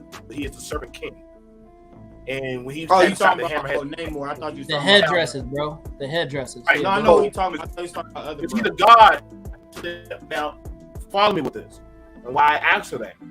because the thing about it it's the imagery that of the Aztecs or the Latin community had, that hey, you have the men protecting the women and the women also supporting and protecting the men, because that's how they looked at him, as this is the father, this is the protector. Now people just well, that makes sense because bodies have been down there for so long. So when people ask, well, why is it that their color changes? Because, and I'm ex-military, different pressures, your body, it can change from fish. They are partially fish. So when they come out of the water, they turn blue because they're not getting oxygen like that. That's why they wear the mask. They go back in there, you notice they look like normal people because, hey, this is how we have to do it. For Namor, it's not like that because, hey, he's a mutant actually. So he's like, well, shit, don't matter. I got pointy ears and the thing, but I need to also absorb oxygen. That's how Shuri was beating him. So that was fear. What I didn't like was it was showing outputting of an imagery of my complaint was that there are no black men to protect that of the black community. The women are out there for themselves to pasture. I didn't like that. There are strong women. Go ahead, Jim. I would say as a woman, I felt like I was kind of sympathizing though with M'Baku. I mean, like the whole point, I think the issue that we have with this film is that if it was fleshed out more, and much like you guys are saying, if we would have given M'Baku a bit more of his actual strength, his time to shine, that same dynamic, I think it would have made more sense showing Shuri's rage and anger. That I think at least the good thing that they did when he was like, yo, what are you doing? Like, this is what we need to do. And then she's like, no, let me go and kill him. It's like, bro, like, calm down a second now. Like, again, your counsel is counseling you. So how about you listen? So I think that for me showed as a black female being within her rage, her whole issue was not like what we've been saying, not listening to her counsel. So I didn't see it as a bad sign, much like what we're saying right now and what you mentioned, MT. It was something that some females and some of the younger generations need to, again, you listen to your counsel. That's the whole point. So I just saw it in that aspect. I didn't see it in like a negative aspect for any type of like imagery depiction, but I definitely agree with some of the other stuff that we were talking about. Real quick, before hold on, because we gonna harbor too much on here. The time is flying. I don't want to hold too many people up. I don't know what y'all time look like. I got time, but I know I got guest stars and all that, so I don't want to push the time too far. I want to reply to what she said, and I'm gonna use BMT what you said as another transition. So I'm gonna reply to what you said, BMT, as far as the imagery go, right? You mentioned earlier that the way Shuri was acting was as if the way that we allow our children to act in real life in our communities, which is just to run wild without having the same restraints and the same respectability that she should have for her elders. That is facts. The other imagery I would like to point out that Gib just pointed out, but she didn't say it the way I'm about to say it, is she pointed out in her rage, right? Which is why she was acting out that way. However, I would also like to point out the way that we just said that the black women were without a black man. Think about how history has played out in real life and how that's actually been a real fact of how black men have been massively incarcerated, massively killed, even in slavery times, separated from the black woman. And she has had to been the warrior. She has had to been both the man and the female in the situation to protect the tribe, to protect the kids, to keep on thriving for herself. So that's also a perfect correlation to, yeah, we feel like, damn, this is a loss for a black man. But yeah, that shit is in real life where a lot of women feel like, yo, the black man is not present. So even though we feel some type of way, maybe that was something to communicate to us like, yo, we need to step up. You know what I'm saying? We need to revive our black men to step in those shoes so the women don't have to do it. You get what I'm saying? Now, past all that, back onto the other part. Wait, you got to say something before I transition? Yeah, I just want to hop on the fact of, I think another important thing that they mentioned was she mentioned once her mom died that was the last person that actually understood her. And I think that's another issue within the black community is that she felt that her counsel, like she didn't need her counsel's counseling, but that was a thing of that might not be her family, but we still family as a Black community. That might not be your immediate family, but that's still your family, and you still need to listen to them. So I think that was a good thing, just piggybacking off what you're saying. Yeah, they definitely represented. Wait, real quick, before I lose my point, I'm gonna let you go, Jude. Promise, not trying to disrespect you. To the point where we also missed is that she just went to the ancestral plane. Who the fuck did she see? She saw Killmonger. So we gotta remember the conversation she had with Killmonger. Killmonger didn't listen to a motherfucking council. Killmonger was, you feel me? I'm doing this the way I want to do it. And he even challenged her and said, you gonna be like your brother or you gonna be like me and get shit done? So that's also the reason why she came at M'Baku the way she came at him. Like, yeah, I understand what you're saying, but I'm trying to get shit done. I'm on vengeance. I'm like my cousin right now. You feel me? So I just make also that other correlation. But go ahead, Jude, before I transition. No, I'm saying that's exactly why M'Baku was the person that she seen, though, because she went into the Black Panther mantle with the same rage and thought of vengeance that Eric did. You feel me? They was one and the same characters. You feel me? They both were thinking off of vengeance. They were acting off impulse and rage and feeling that the world or somebody owed them something. I don't know who exactly, but they both felt like they were owed something. They lost so much, and fuck the world, y'all owe me now. And that's exactly why Killmonger was the person that she seen going into that. It wasn't until she was fighting Eric, which somehow, I don't know how they're going to explain that, she went back into the ancestral plane and had a vision of her mother. Because her thought process becomes in the midst of that fight with him. And the shit that M'Baku had just told her, and the shit that Nakia had just told her right before they took off on the ship. Like, if you go into this shit with vengeance, you basically said blatantly, you're going to end up like your cousin. You go into this shit feeling the way you feeling and thinking off vengeance, you will end up like your cousin. And all that is going to lead to is your own destruction, which it led to Killmonger's destruction. And that was the whole point of her saying, hey, who you see, girl? Like, because you acting different. Like, who did you see? And she still never told her, but at that point, you kind of knew the kid. I was like, okay, you see somebody that wasn't the norm. So, like, hey, listen up, sis. You still my sis. You do this, just know this is going to be your downfall.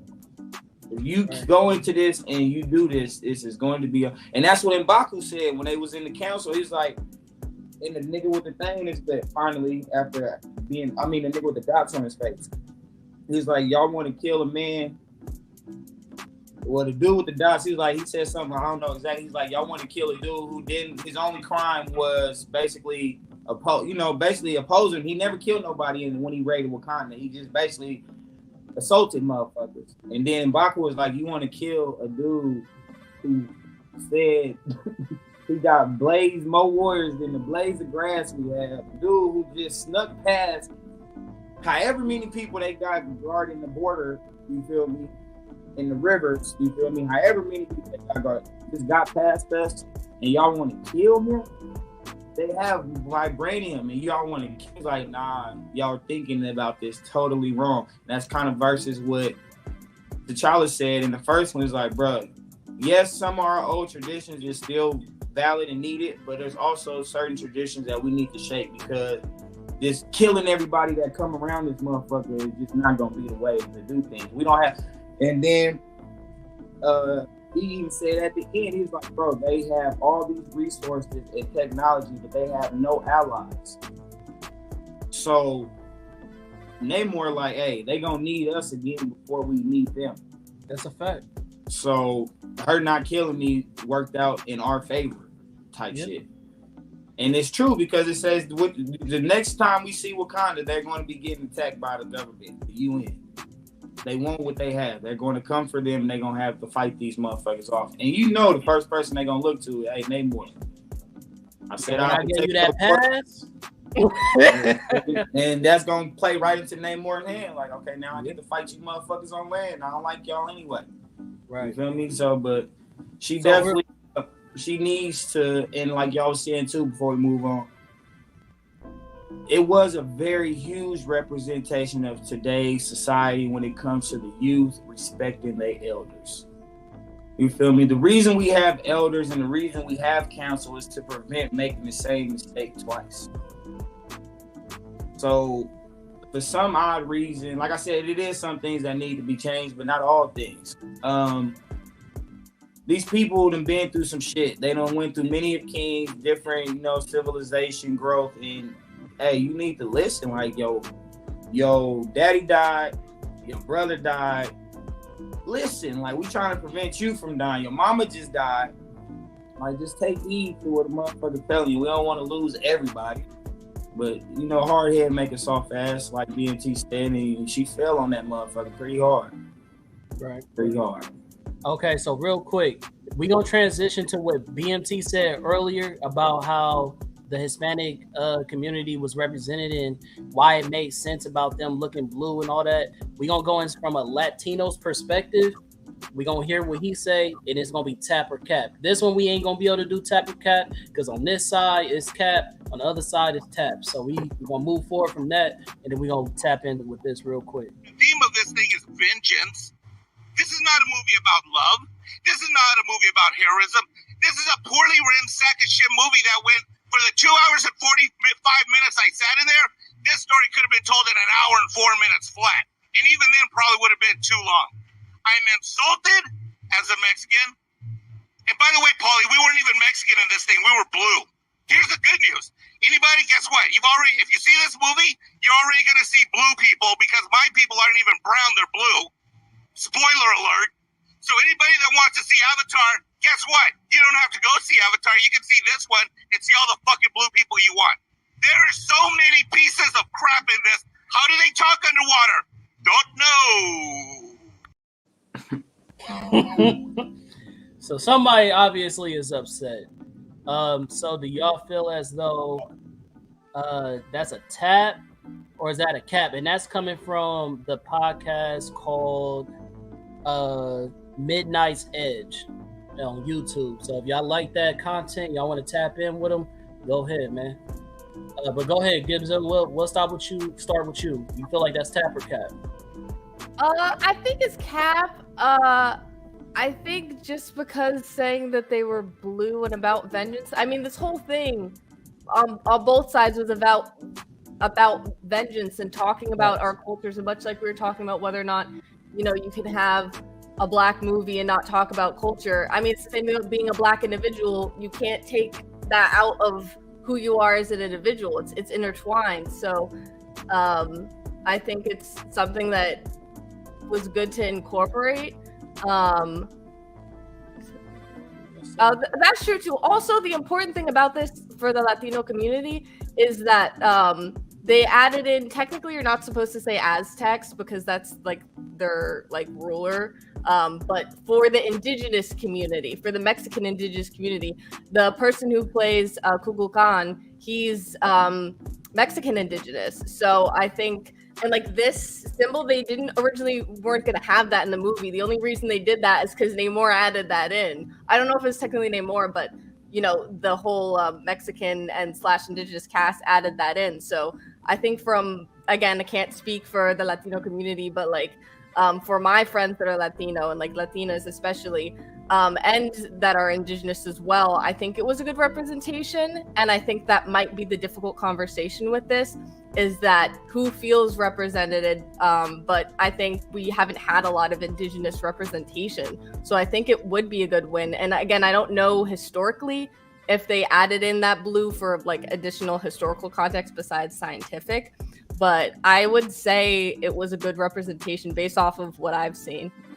Okay, so that's a cap from you. Yeah. Okay, BMC.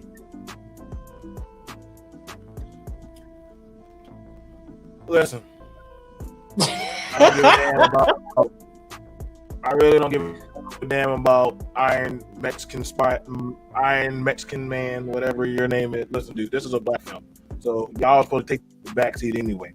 You should be grateful. Shit! Be grateful. Really allow y'all even this. I don't give a shit. I really don't. Let me know when y'all do Listen, I was complaining when y'all did that Disney Mexican princess and shit. I was complaining to see my imagery in that, so I don't see the problem. Y'all been in every time we do a black goddamn superhero, there's always the Browns with us. Luke Cage, there's the Hispanic girl shacking up, getting coffee from Luke Cage. Nobody bitched and complained. Same thing as the mayor. There was that Latin dude who was the hitman, you know, with shades. Yeah, shades was Latin, going around pulling hits. We also had Robbie Reyes. If y'all watch Agents of S.H.I.E.L.D., he was cool as fuck. Y'all have a lot of goddamn representation. I don't even know why we did a whole fucking story about Namor. I don't even know why we even did the story. Just only had 5 seconds. Just say that you just turned into a beacon and just swam around like a fish. So nobody gave a shit about you turning blue. It's a story. It's fictional. Just like the Little Mermaid. I don't know why y'all think too hard into it. It's the fish people. But goddamn. Now, I don't know, man. Like shit. Like sometimes some people, if you don't like it, go get you a Latin director to go do y'all film. At one point, shout out to Coogler for giving you that in our goddamn imagery of our film. This is supposed to be our moment. So this is no decision y'all, but it's like full the humble pie. You got to hire us, and some like hearing that, well, fuck your feelings, because this is our film. This is our moment for our women to get to shine with the men. Okay, so however you feel about that, I don't give a shit. Now, we gave them more was cool shit, but guess what? I was mainly caring about Wakanda. I ain't gonna lie. You got to kill one of our greatest stars, Angela Bassett. I was pretty hot about that shit. Woo! I was like, yo, why does this subject in its own? So that was one of our 5-star. So I don't want to hear shit about you turning blue or I feel like it should have been an hour and 45 minutes. That was a funeral right there. Now, again, we get it that we're trying to figure out how to put him in as a villain. And I'm not sure if you want to be a villain. But however, the cards we didn't get a T'Challa, you got to be a villain. And hell, it wasn't like you really were a villain. It's kind of more like circumstances just happened. 2 kingdoms just battling out for vibranium. But other than that, it is what it is. I'm more of a Jason Statham type. I'm Jason Momoa type of guy. It is what it is. Enjoy the fucking movie. It wasn't like y'all were losing. To be fair, the Atlanteans weren't losing. They just were told to call it off. Because the blacks understood, we can't afford to keep going to war with them. They reproduce like fish. We're human. We don't reproduce like that. Shout out to the general. He beat 3 of your guys, and y'all got the fuck back up. We don't know how you did that, but guess you got vibes and shit. Or you could throw hands.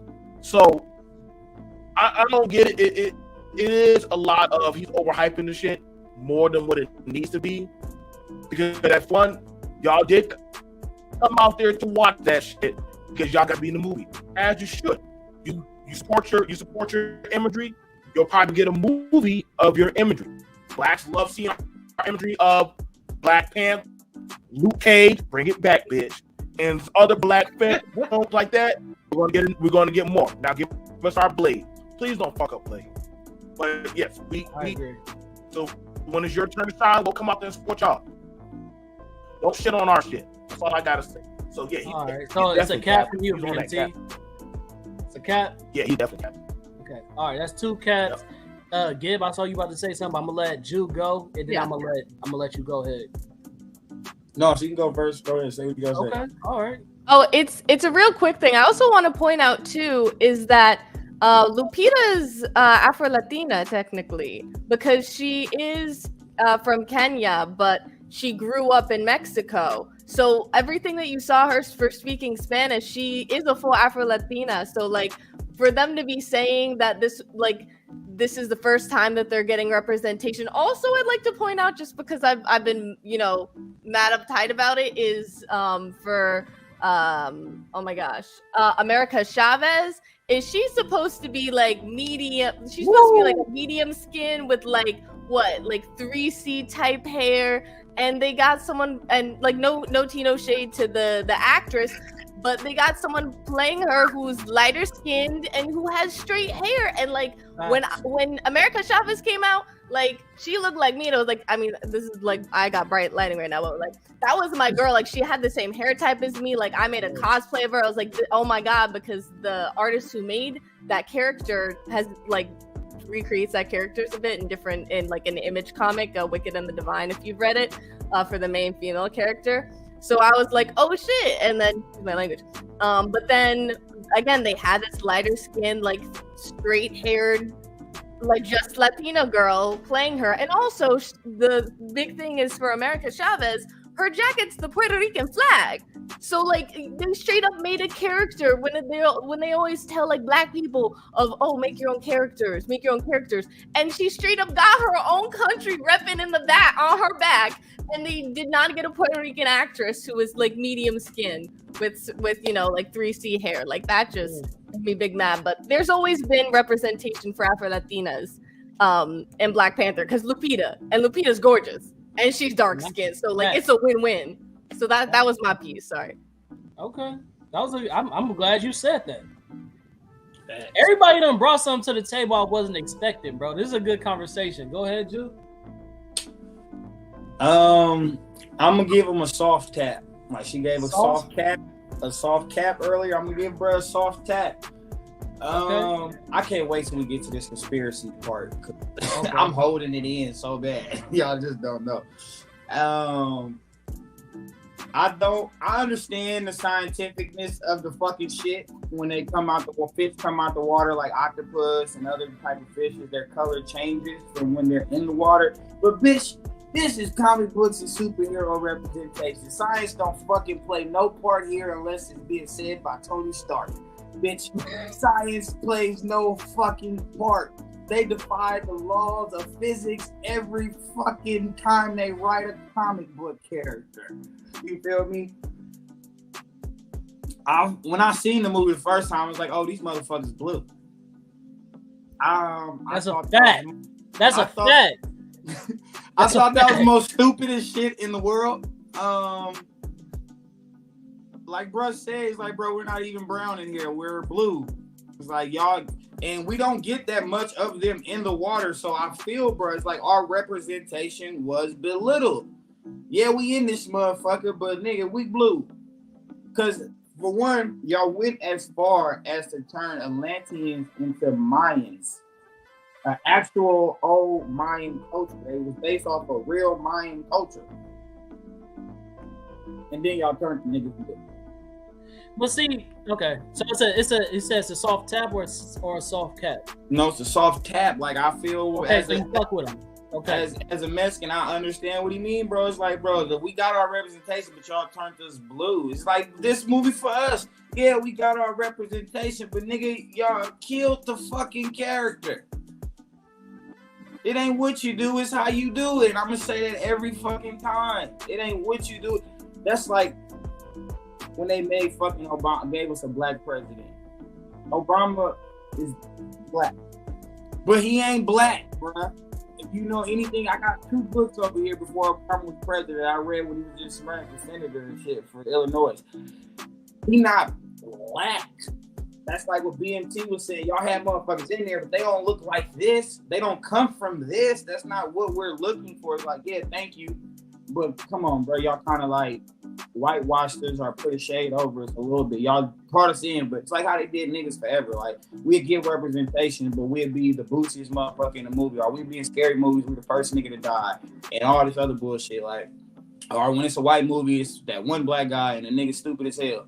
Or he's just a boosty ass nigga in the movie. Like, that's how they did the Mexicans. Like, and we gotta start actually saying Mexicans because Mayans are not Mexicans. Those are 2 different people. So we're going to say like Spanish, you know, Spanish or Latin community, like the Latin community, the Mayan, because they were Mayans, they wasn't Mexicans. But if you're going to go that far as to change the race of the comic book culture, like I said, they changed everything. They were not even called Atlanteans, they were called Atlanteans. They changed the whole narrative of where Namor came from. So I feel like if you're gonna do that motherfucking much, keep these niggas brown and pink and whatever other fucking shade of colors mentioned. But they like black people, we come in all fucking shades of colors. You feel me? You can be the lightest of the light or the darkest of the fucking dark. And you still be colored. You feel me? I'm tapping. I don't want to get on it because I feel, bro, like I really feel like when we get to the conspiracy part, I'll get to it. Yeah, I'm tapping. You know, that's gonna be the next subject just for you, Jew. I don't want you to hold on, bust your fucking bubble because you're trying to hold in all that hot fire you finna spit. You feel me? So I'll give it a cap. You know what I'm saying? Just off top, like to what Jew just said. In the comics, niggas is blue. Well, first and foremost, nigga, if the niggas in the comics is blue, then how you mad that when they do the niggas from the comics, they blue? That don't make sense to me, bro. Like, but they not Mexicans. They not Mexicans. Oh, hold on now. Hold on now. Now, with that being said, Namor is fucking the same brown tone nigga throughout the whole fucking movie. So for you to say that you don't have representation is a fucking lie. Now, let's get past that. The whole fucking community, when they got outside the water, was brown people. They weren't fucking blue when not got out the water, when they was in the water, when Shuri came in to go see, they were all fucking brown people. They just, as fish, when they got outside the water, they turned blue. They wasn't blue niggas. It's just that's the way that the fucking anatomy of their bodies work. Nigga, when you're a fish and you need that type of oxygen from the water, you turn blue when you go up to the surface. When they went into their hood, into their community, they were brown people. So to say that, they were blue people the whole time, you totally negated the whole science behind the fucking shit. Just say you don't like science fiction, nigga. That's just how I feel. Say you don't like watching sci-fi movies and don't watch Marvel movies if you're going to go so far as to say you had. But I think sci-fi is to defy science, though, because it's a fictional form of it. So it's like right, but it's a fictional form. Yet at the same time, you still had representation. He negated the fact that he had representation at all. If the niggas is speaking, hold on, listen. If they speak in Spanish, not even just Spanish, but they're speaking an ancient language. It's called acute Mayan or something. Yeah, you feel me? That's real representation. On top of that, nigga, you got headdresses and all types of shit from your culture. What do you talk like, bro? They even gave you a whole history. What's your real history like, bro? With colonialism. Like, they even touched on colonialism. So if you're going to do all that and you're going to say you had no representation, bro, just say you wasn't grateful. Like, that's just how I feel. But anyways, we going to go ahead. Hey, so before we move on, you said that they're blue in the comics. I never knew that. That's something. Yeah. If you go to the comic, and that's a whole nother conversation. One of the things I had a problem with is in the comics, bro, like, and this is from, we'll get into, I'm not even going to go into that. We'll get into that after the fact. We're going to go ahead right now and go. Cap! That's cap! That's cap! All right. And again, if anybody needs to tap out, because I know we've been on a little second, we're going to try to rush through these as much as possible. Y'all let me know what y'all time looking like. But we're going to go ahead for Jew and talk about these motherfucking conspiracy theories. Look how fast BMT turned this shit off. We don't get into these motherfucking, you know what I'm saying, conspiracy theories. Go ahead, Jew. Take the lead, my brother. Go ahead. All right, so you want me to start with Wakanda or the Talakans? Whatever you want to do it, my G. You can go through the whole thing.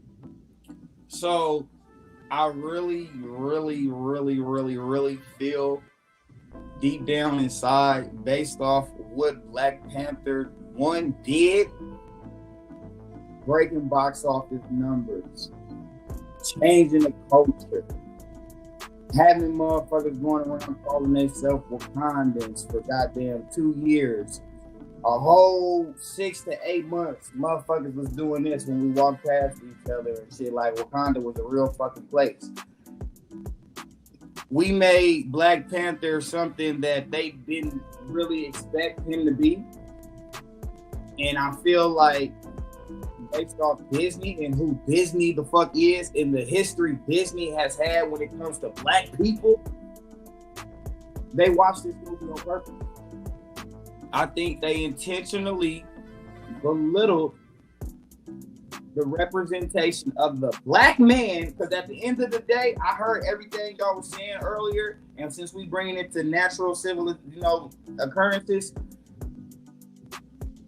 they have a program that was implemented many, many years ago in the 80s and 90s where the process was to eliminate the black male figure from the home. And since the Black Messiah. Yeah, there we go. So they've been doing this. And now that this movie did what it did, they was like, we cannot fucking let that happen again. You feel me? We can get the money. Yes, it broke numbers. They knew that was going to happen again because I put it in my notes, bro. Even this, just Thursday night, bro. Just Thursday night, they bust $28 million. Just on Thursday release night, $28 million. You feel me? So they in it for the money now. I don't feel like this movie was presented as the way they did when they did part one. They was on some Marvel shit. We're gonna give you the best of what fucking Marvel got, and we gonna give it to you. They did not expect Black Panther to do what it did. You feel me? This nigga Chadwick did hella other movies after Black Panther and during Black Panther, and nobody else recognized none of those movies. 42, James Brown. He was in a military movie as well. Nobody recognized none of that shit, bro. He was just T'Challa, Wakanda, nigga. So they didn't want that to happen again, bro. It's like, oh, we uplifting the black community too much here. You feel me? Us being Disney, we don't get down like that. Like, give y'all a little representation, but nigga, y'all getting beside y'all. Yeah, we turn niggas into frogs over here. Yeah, you feel me? Like, into spirits and shit. Yeah, you feel me? Like, even look at Princess and the Frog, bro. The main male, black male representation. That's another thing about that Latin representation. They was talking about the king and that the prince and the fucking Princess and Frog is a fucking Spanish man. So y'all stop with that bullshit. Whenever there's a black person, you can count on there being a Spanish person, whether it's Latin person, a Mexican, or Afro-Latin person. Y'all there. You feel me? Most of our actors that we thought were black for many years are not black. They're Afro-Latins, Afro-Latinas. These are mixed races, ghosts from fucking Power, Zoe Valdez, all of these Colombianas, these are all Spanish people. So we all in this together, we get represented together. That's the whole point of this fucking movie. And that was the ending point when the battle between Shuri and Namor is like, hey, we the same, my boy. Like, this is what they want. Not intentionally because they didn't know about Atlanta, but not intentionally for them, but like, hey, this is what they want. And we falling right into that bag. You feel me? But besides that, like I said, I feel Disney intentionally sabotaged this movie. Ryan Coogler directed the first movie alone. This time they gave him a co-director, which I feel conflicted in the production and the artistic thought process of the movie. You feel me? I think Ryan Coogler by himself could have done something crazy. They added extra people in that just the original all black people, like the whole thing. Now they have to add in some mayonnaise because the shit wasn't hitting how they wanted to. And then with the Mexicans, the Spanish, the Latins, and whatever they want to be called, because like I said, they're Mayans, so they're not Mexican, but the Mexicans feel this is for them too. They brought y'all in, but they brought y'all in because y'all was gonna have a filter, which is the blue. I feel that, like, y'all was brought in because y'all gonna be represented, but nigga, y'all not brown on here. Y'all fucking blue. And yes, they got represented in the water, but that scene was like 10 minutes. That was like 10 minutes versus a 2 hour and 50-minute movie. And the whole time, y'all niggas was blue. Except for Namor. And like I said, cool. If you said that's how they are in the comment, I'm with it.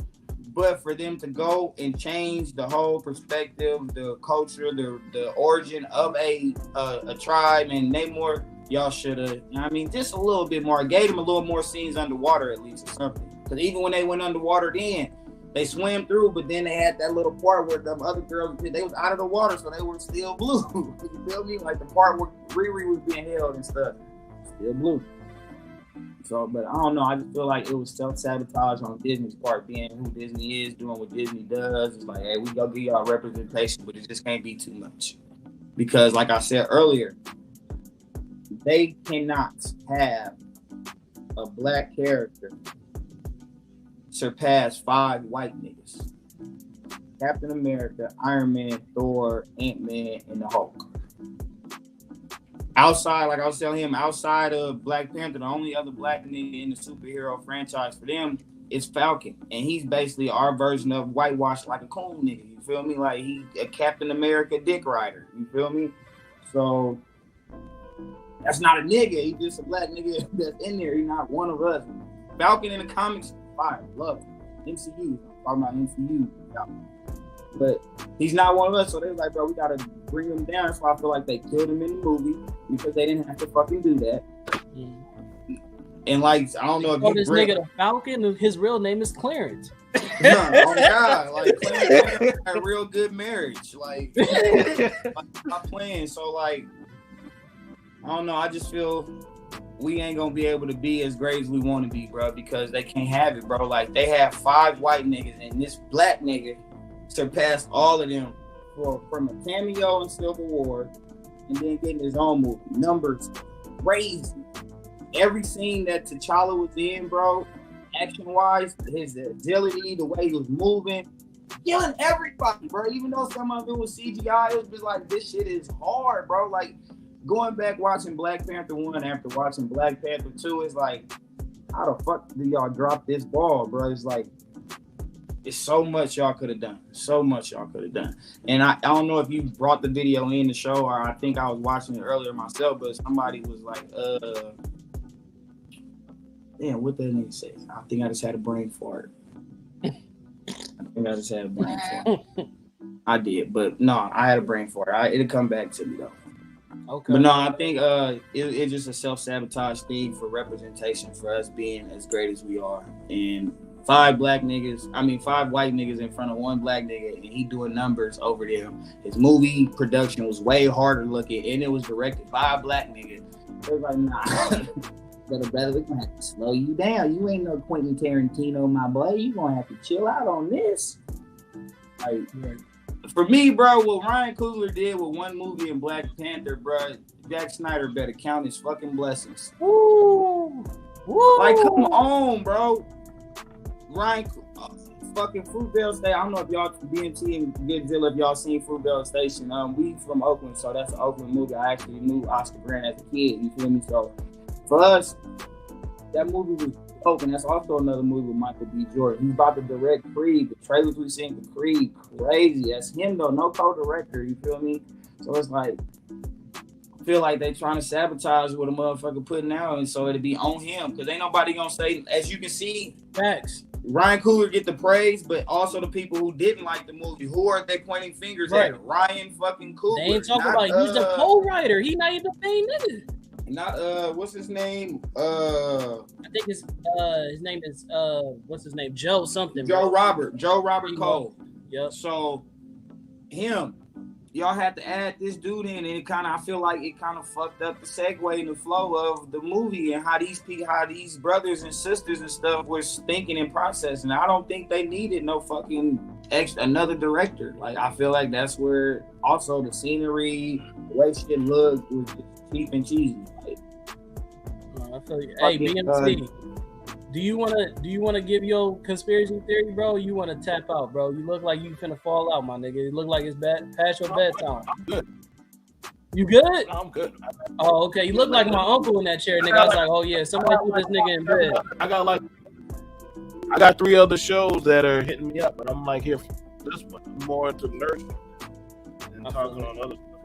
No, but that's what I had to say though. So whoever else got me on the conspiracy part, go ahead. BMC. I wanted the Miss to go. I wanted her to go, but she's definitely okay. Yeah, let her go. Yeah. I respect that. Yeah, I don't mind. But go ahead. Go ahead. Oh, me? Yes, ma'am. You the only queen on I didn't actually have any conspiracy theories, so it's interesting to hear everyone else's. Okay, I got one. I'll say mine's just quick. Because I have other ones too, but this is my own. Because for me, when I watch movies, bro, outside of MCU, that's because I'm not just a action watcher. Like, I just love movies. For some people, that's like the thespian community. Like, I just love film. I like breaking it down. I like methodically, like, understanding why the directors did what they did. Now, one thing is my conspiracy that I see in the movie, not outside the movie, but in the movie of Wakanda Forever. If you notice, Queen Mother the whole time throughout the movie had locks, right? It wasn't until after T'Challa dies and we see her a year later, she chops off her hair and grows out her fro. I think that if you notice with Queen Mother, she was more of a spiritualist. You know what I'm saying? More than Shuri was, which is why she goes to that scene where she's burning her clothes and shit like that. Jew, you know about this, cutting off your locks for a new energy when you're mourning and things like of that nature. So one of the correlations I just wanted to know is, to point out is that there was a lot of spiritual practices that people overlooked in the movie that I thought that was really impactful if you do your research when it comes to spirituality. And I think that's, even though they didn't explain why her hair was cut that way, that's my conspiracy of why she did it. I agree with that. Definitely considering her having to take her to the river and saying how she took a walk to clear her mind until she reached water. Once she reached water, she sat and thought, and she talked to T'Challa and shit. Like, I definitely believe that. I could believe that. The burning of the robes to move past the trauma and everything. She definitely gave off a deep spiritual vibe. But again, she's an elder. She's an older woman from a different time. So that's kind of like, again, with modern day society, Shuri is from this generation. So she's seeing things that go on now. Like how she said, Maneka said, you hung up on the queen? No, I hung up on my mother. There's a difference. Right. Right. It was like, yeah, true. But again, that's the queen. Like, you need to show some respect. Because like T'Challa wasn't like that. His father was a king. He respected what he said. Like, I'm disobeying my dad. That's my dad. And even then, during his ceremony for where he became king, he wore the little open-toed shoes, you feel me? Versus like, she like, why you wearing those, nigga? Like, he like, I gotta respect the elders, you feel me? So it's like, even past, I want to go with the traditional look. You don't like it. No, one of the hardest things she said to Shuri when she took her to the river was, Ma, like, you don't actually feel T'Challa and Pops like that, or you don't hear them. That's your mind. That's your mind playing tricks on you to give you comfort. She said, "Oh, okay. Let me one up you." She was just like, she said, "Okay, if that's the case, where does your mind go for you?" Right. Where did your mind go when you need comfort?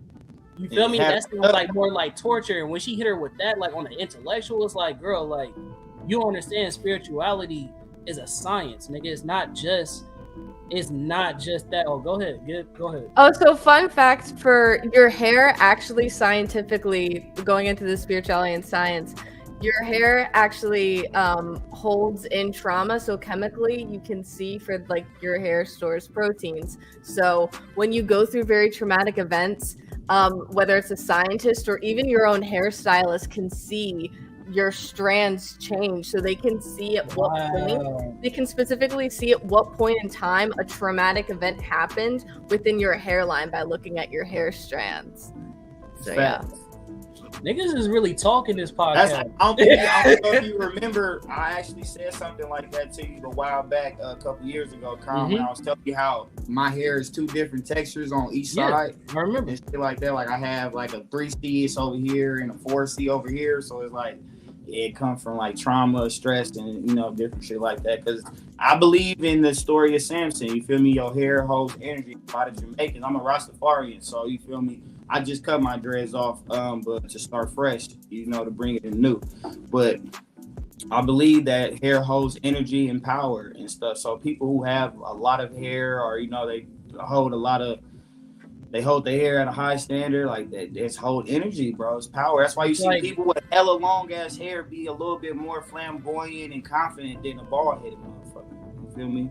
Just like how you mentioned, how the Mexican dude mentioned on his podcast about, like, you know what I'm saying, how we was talking about hair and shit like that, like, and he said on his podcast he was talking about, you don't need to go see Avatar.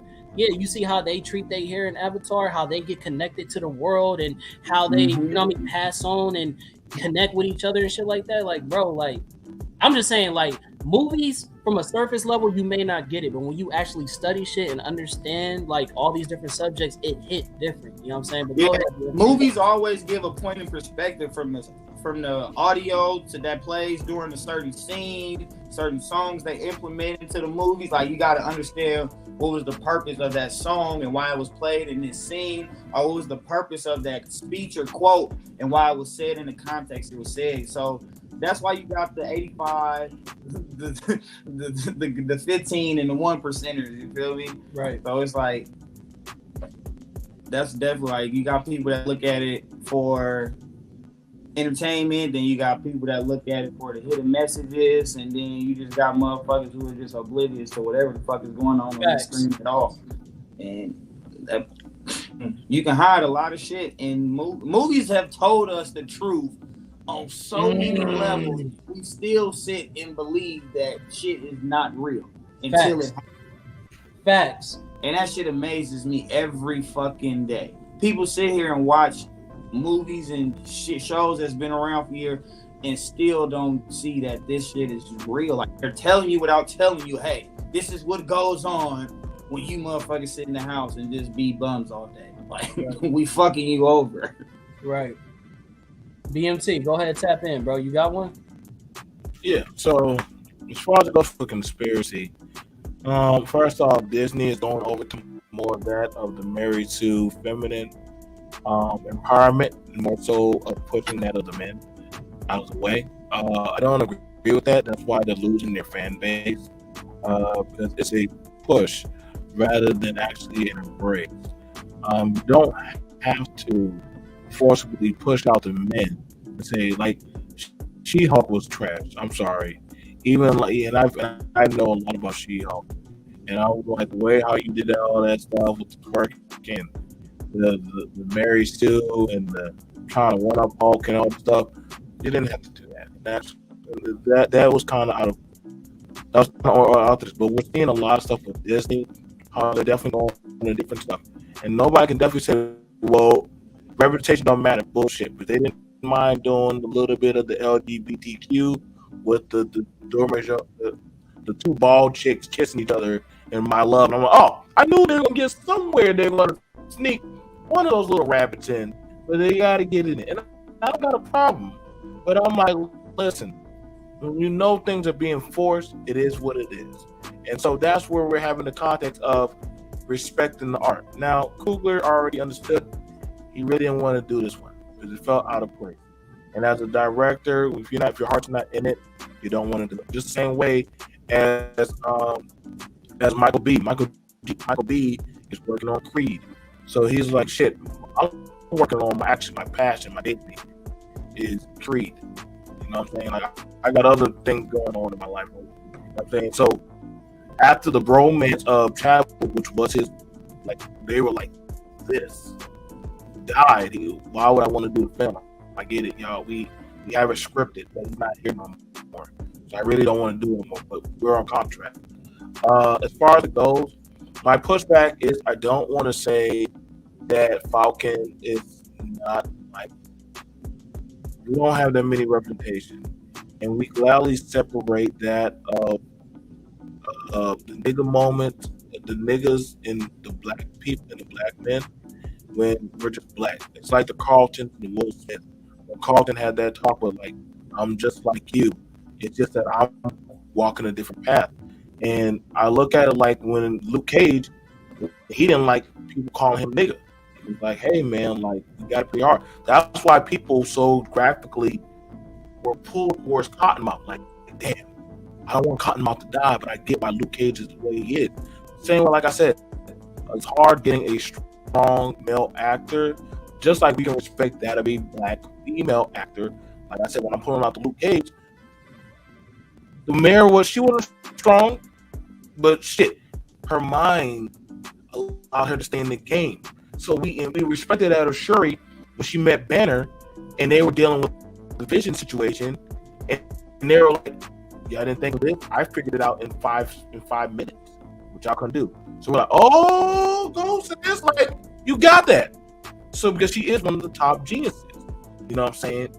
But it's one of those things where they're strong, and then they're force strong, and I don't like the direction of where they're trying to force handle or force push us into a direction.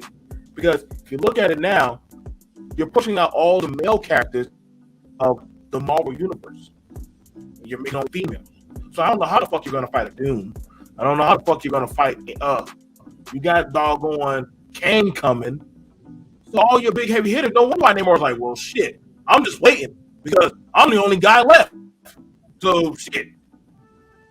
That's why he told Mama Bear, like, hey, calm down, baby. I'm the only man left in the whole Marvel universe. Shit. I just gotta stay on the water. All the other motherfuckers are dying off. You know what I'm saying?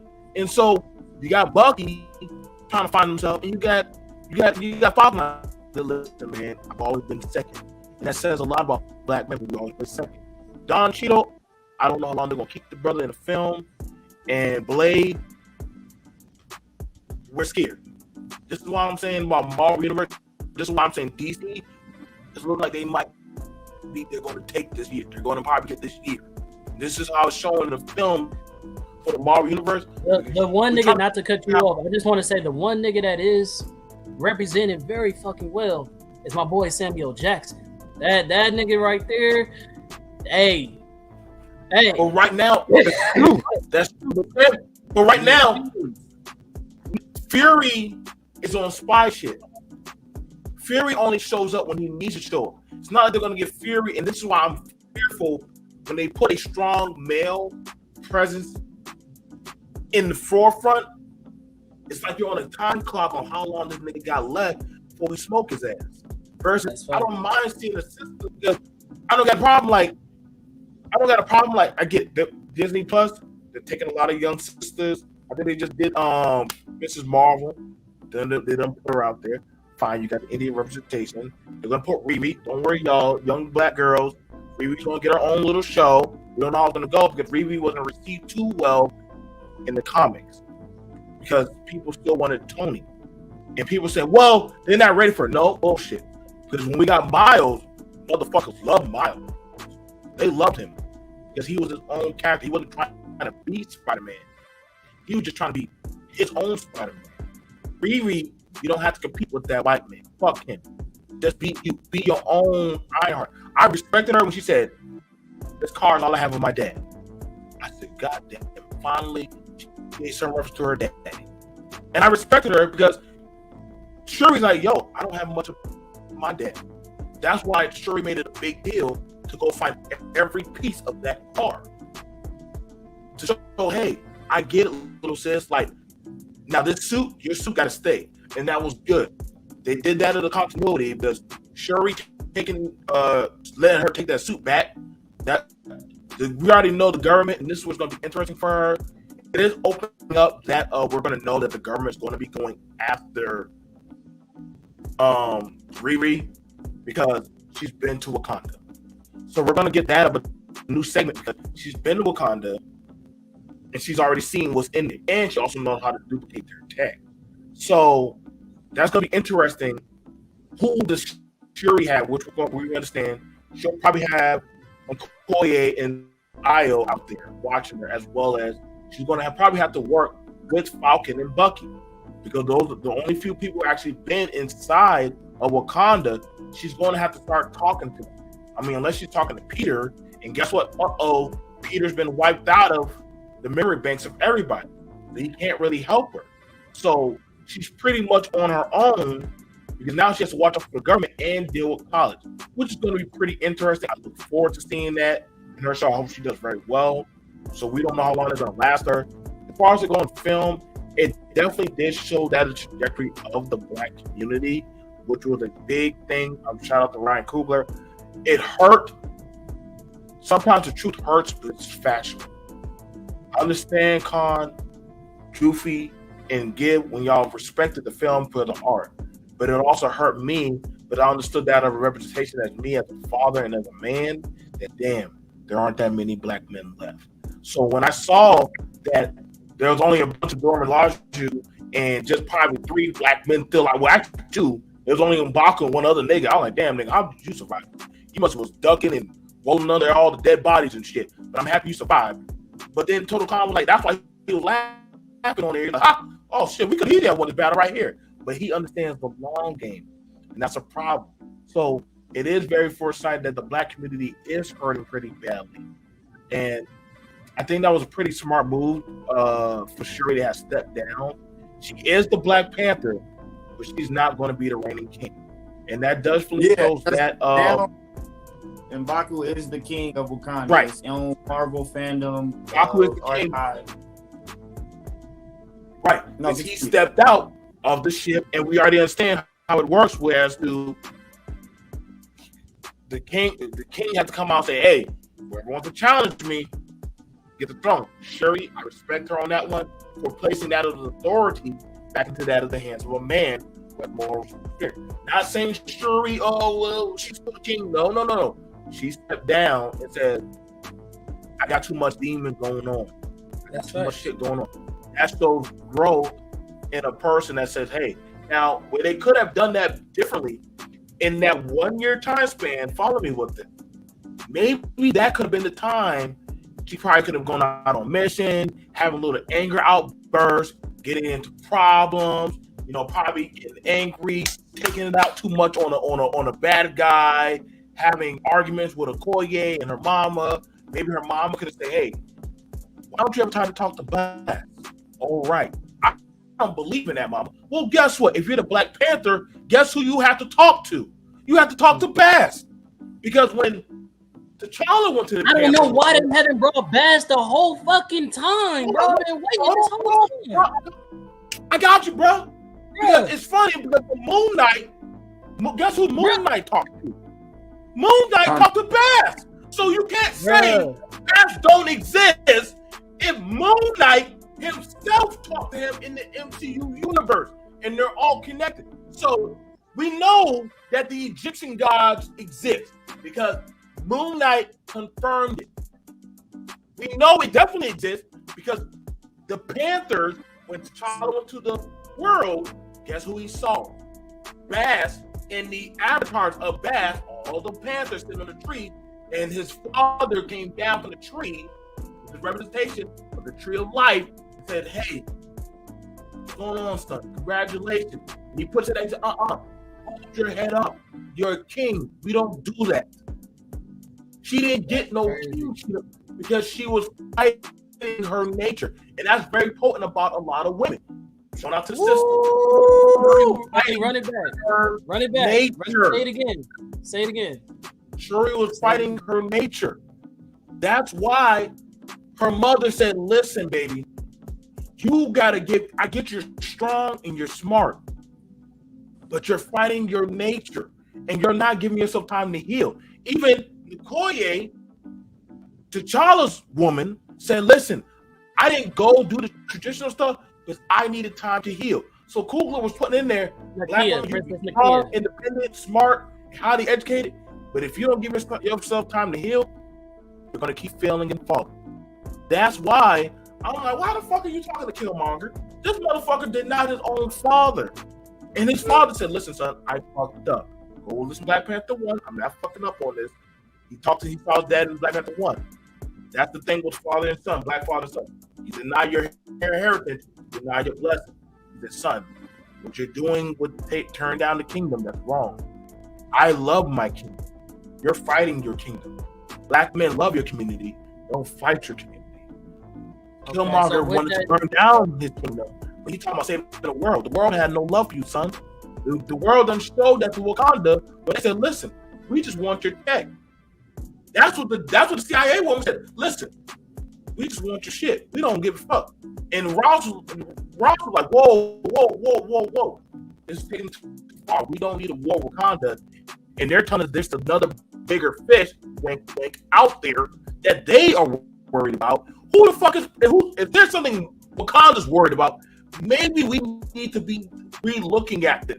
Because see, this just shows you when Cap was alive, or when they were listening to the Avengers would have told them, hey, chill out. let's send an ambassador to go talk to them. But the government's doing their own fuck shit. This is when you got General Ross and all them who be doing the deep shit, which kind of ties into that of She-Hulk, because they got her blood. So at some point, they're going to have to start connecting the dots of them. Now, where it's going wrong, they're putting in too much material agenda stuff of the world of, we got to prove this to the boys. We don't need this and that. Like, at least with Hawkeye, and his sidekick that's now becoming her own right. That's the woman's name. She at least look back to him, say, "Hey, teach me." You know what I'm saying? There's that learning curve. It's not that anymore, and this is where we're having a problem. Black Panther 1 was very successful because T'Challa had issues, but he was willing to listen to Okoye, to General, talk to his mom. Saw when he got his ass whooped, his mama and his sister and them were there to support him. So he didn't do it by himself. I give him that. But see, Killmonger didn't have nobody because he pushed out everybody in anger. So he can never have taken the throne. So let me ask you this. That's a good transition. So we're going to say tap or cap.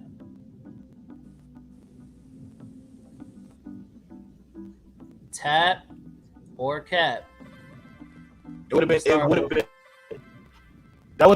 cap. That's cap. Here's the thing about it. Because shout out to Queen Mother said it perfectly. And this is why, first of all, even if Killmonger would have done that shit, he would have got fucked up by the Avengers. Because they were still around. Yeah. I mean, it would have been nothing. So the thing about it was, that's why even Namor said, listen, when you came out there with that vibranium suit, it was a nice show. I was watching it on the Fish TV, but nigga, you just showed one of the most important metals to the world. Now everybody's looking their fingers trying to get it. So you put everybody in danger because they're going to scout out the whole world. Hell, even Logan, out to the Logan movie, he said, yo, you can't allow people to get this type of metal. Remember when they went to Africa, they found a piece of it. And that he was like, yo, that was adamantium. Adamantium was stepped down, and then the highest one is what's the metal that fucking Thor them got? It's Uru metal. And that's the metal of the gods. They're like, see, even Thor, he even told him, he said, hey, we can't allow men to get their hands on these metals. Why? Because the hearts of men are dangerous. There's no telling what they'll do. They start doing shit. What did the CIA say that they were going to do if they would have got that metal? They were going to do some DV. That scene was hard, bro. I know it was a very short scene, but when he said, just think about it. He said, they good people. They took care of me. Just imagine what we would be doing if we had that same technology. And she said, I dream of it. I dream of it. I said, ooh. I love that they gave her that line, bro. And I was like, that shit hit like, I'm for real, nigga. Listen, I will say this to the Killmonger fans. His heart was in the right place. But let's not pretend Wakanda wasn't watching their own people sell out their own people. And that shit right there. I didn't see no Wakandans selling Wakandans into slavery. But Wakanda did get to see. That's why they closed themselves off from even Africa. Let's be for real. But when the Hulk Buster suit was fighting Hulk, where was he fighting in? Outskirts of Wakanda. So they knew of that shit. Mind you, they do have spies around the world. They knew about that. And mind you, that's why the first king kind of died. Be like, yo, y'all motherfuckers are doing too much. Y'all gotta calm this shit down. That's why he was signing the Sokovia. He's like, hey, y'all heroes. We got a hero too, but we don't act like y'all do. That's why even Cap was like that. Who's one of the first heroes that beat the shit out of Captain America? Oh, Black Panther. Now, of course, you don't know who the fuck he is in this one, but in the past, the U.S. government was setting up for the government to steal from Wakanda. But Captain America lied and said, I didn't see nothing in there worth stealing. Because he knew what the fuck America was about. That's why I'm saying that Killmonger had his heart in the right place, and some black people do, but the execution is wrong. Listen, I don't listen. I'm for my people. I love it, but then again, sometimes I don't agree. Shout out to rest in peace, Takeoff. But some of the shit that we do to each other is pretty fucked up, and it's hard for us to get ahead. Like, I don't agree with that shit. If we got a woman, well, fuck her. She don't got a man. Why does that matter? She's successful. Just like there was a black man. Well, he don't act like us. He come off like a white boy. Hold on now. What are you doing? Don't feel no type of way if y'all start pushing them away from us like we do a Killmonger. That's what the child said. Yo, we push our people away, they come back with a vengeance. When we need to bring them in, you should have brought that child into Wakanda, not push them away from Wakanda. That's a bad sin that black people do. We make our own enemy. We push out our Carltons or our black people because they're different. And then what happens? They have victory on us more than they have at everybody else in the world. So it's kind of a bad thing. Like I understand Killmonger's heart, but how he was going to white, like fuck tradition, fuck our culture, fuck all this. Like no offense, but he was predominantly killing old women and women, and like he wasn't really killing off the men like he could have killed them all. Like, I'm like, okay, Killmonger, I get charged in the right place, and I get that something you get out of that term, bro. You're just doing some fuck nigga shit, but you got some daddy issues you need to work out. Maybe, and mind you, Tyler did say, fuck the past. That's our daddy's problem. You can come back in. Nah, fuck that. I'm doing that. Well, nigga, your beef is something on a whole different field. And that's exactly a problem. That's what I said. Like, T'Challa, right, the arm, like, bruh, we can do this differently. But if you continue to try to do it the way you doing it, nigga, we ain't gonna be cool. Because like I saw the comment the other day, Nakia and Killmonger said the exact same shit in Black Panther 1. They said the exact same, we can help people. We can help our people with the resources we have. We can do something. Nakia came with an approach, a peaceful way of doing it though. And Killmonger was like, well, before we do this and help motherfuckers, we gotta kill these motherfuckers, conquer these motherfuckers, and take over everything. In reality, I feel like that's just flipping the coin, two sides of the same coin. Cause we just gonna become them. And there's a lot of stories in public publishing that we get that tells that, like, hey, two wrongs don't make a right. It's like all you doing. That's what T'Challa told him on the train rail though. He said, your heart was in a good place, but you got blinded along the way. Like you became the same people that you seek to destroy. And if he could have killed Zemo. He could. No, you're right. But he could kill Zemo. He could have killed Zemo. He said, "Listen, bro, there's been enough bloodshed, bro. Like, there's worse things than death. I'm gonna let you live. I got to get back to worry about my people, bro. I'm not gonna be consumed with hatred. That's not what my father wants. And that's what I even tell some black men that got mommy issues or daddy issues. Like, listen, bro, I get it. I got some stuff, but some of them had to. We got to learn to bury and move on. Like, I get it. That black girl hurt you. Bro, you gotta move on, man, and live your life. Same thing for them sisters. Man, fuck these black men. Hold up, that man. That ain't us. We ain't hurt you, sis. You ain't gotta be coming with the pitchforks with us. But see, we got that shit in-house fighting going on, and that shit is fucking us up for getting our bags, bro. And that's what really be holding us back. That's what I'm saying, man. I don't like to be that kid that likes anime and said that you ain't black. I'm like, nigga, what the fuck you mean? I just like anime. I like rap music. I like metal. Nah, bro, that's that white boy shit. What the fuck? Like, come on, man. Now we got. And that's so fucked up. Our culture has been so fucking brainwashed. Our culture has been so brainwashed and fucking mind fucked. Metal and rock and roll and all that's fucking original black people music. You feel me? Some long hair white nigga came in and took it over. Elvis taking over rock and roll. All of that was black music. You feel me? All that shit was fucking like. Have you ever seen the movie Honey Drip or Honey Pot with what's bruh from Lethal Weapon name? I know what you're talking about. Danny Glover. Danny Glover, yeah. With Danny Glover. Shit, even the movie with Elvis Presley. You know what I'm saying? Like everything they'll show you, like they get it from us. But That's 2 caps. You feel me? Give Zilla. What's your vote? Is that a cap or is that tap? Yeah, it's a cap. Okay. That'd You be got on the cap. explain, or you just gonna leave it at that? You think they said it? I'm just up what everyone else was saying. Definitely agree.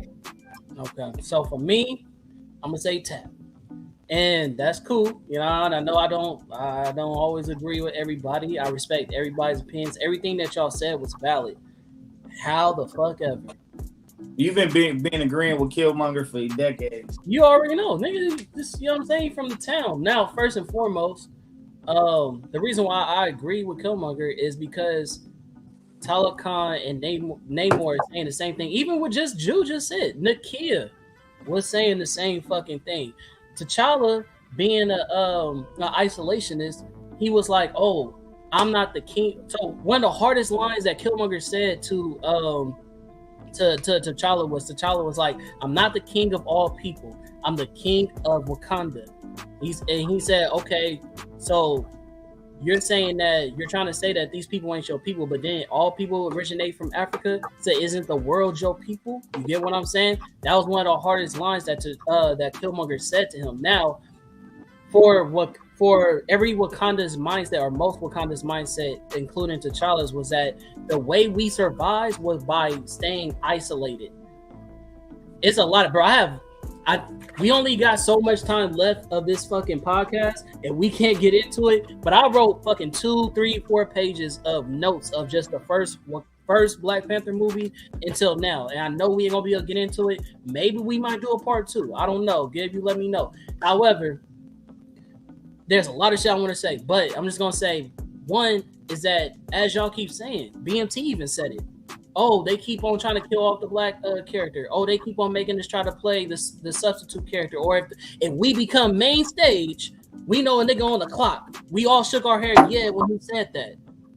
Now, the difference with T'Challa and Killmonger was that nigga said, "Nigga, I'm main stage. We outside. We not finna be isolated and hiding what we can do and hiding our abilities and shit like that so we can survive and let our brothers and sisters get killed." Even in the initial scene, like I told you, I like the hidden messages and shit. Even in the beginning scene when T'Challa and Shuri showed them, oh, the tooth necklace to give you the Black Panther suit. There was a gold necklace and there was a silver necklace. What did he choose? He chose the silver necklace. And what did he say exactly after he chose it? He said the idea is to stay hidden. So even with that mindset, he didn't want Wakanda's he doesn't want black people to be main stage because he knows the threat of that. Killmonger was like, fuck that. We powerful enough to be the fucking main stage, be the fucking main character, fucking take control of what's going on and help our brothers and sisters. Same thing with fucking Namor. Namor said the same thing. He said it in the beginning when he talked to Shuri, which is, you seen what they do to us. You seen what they do to people that look like us. They even had some niggas running your country as soon as your brother died to steal your fucking technology. They're going to come for you. Then you go back into the end of the movie, and Namor said again, he said, look, we got the most powerful person by our side, which is the fucking Black Panther. They're acknowledging both of our powers. You know what I'm saying? They know the power of the Talokan. He's saying the surface world is eventually going to go against the Wakandas, and they're going to need our fucking help. So even then, they're saying over and over and over and over again, it's us against them, but it's us constantly being like, nah, we can politic with the enemy. We can buddy and come up to an agreement. And every fucking time they show us, no, nigga, we planning against you. We might pretend that we cool on some political shit just to not have outright war, because right now we don't have your technology. But eventually, while we sitting here under the water searching for this shit and other things to combat you, we're going to take over, nigga. We want everything you fucking got. And that's how history has played out from back then until fucking now, in real life and in the fucking comics. So I agree with Killmonger. It's just us trying to constantly be like, oh, we don't have that hate in our heart, or want to explore that hate in our heart because we are spiritualists by nature, by being black people. It's like we don't want we don't want to be the reflection of our enemy. But like Killmonger said, he said, I'm not gonna become my enemy, because even T'Challa said that to him. You're no better. But he's like, bro, I learned from my enemies. I learned from growing up in America and being a government agent and all that shit. And I'm going to use their same tactics to put us on top. Everybody's saying that's wrong. That's wrong. Okay, from a moralist perspective, it is wrong. From a government or a fucking a nationalist perspective, it is not. Everybody else in the world is racist when it comes to they want to see they people be main stage. They want to cheat, do everything else to make sure that they are the niggas that are number one. But when it comes to black people, we always want to be fucking fair. And that's why we always get the last short end of the straw. So for me, I'm tapping in with but in you saying that, I mean, I'm tapping in with Killmonger. But in you saying that, Con, I got a question. Go ahead. The most powerful people in the world, are they out in the open, or are they silent and quiet? Say that again. The most powerful people in the world, are they out in the open, or are they silent and quiet?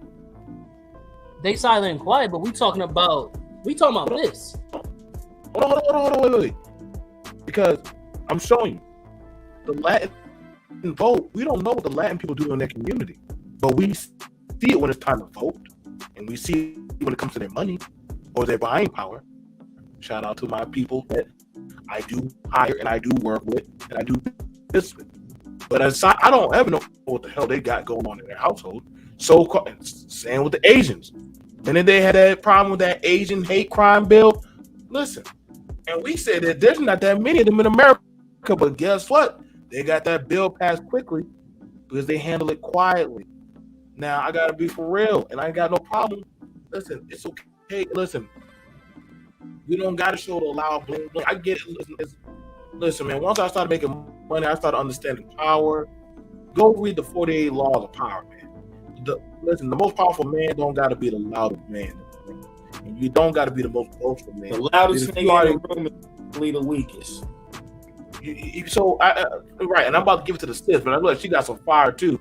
I get it. Killmonger had that stuff, had that energy. But if you know you got it, and that's the thing, that's why even Namor came out of hiding. He said, yo, you should have kept your fucking mouth shut, nigga. Because now guess what? You making all this ruckus, and now they know what fucking vibranium is. Nobody knew what the fuck that was, so you want to go help the world. Like, fuck them. That's why we're powerful, because nobody knows about us. Now everybody wants our power.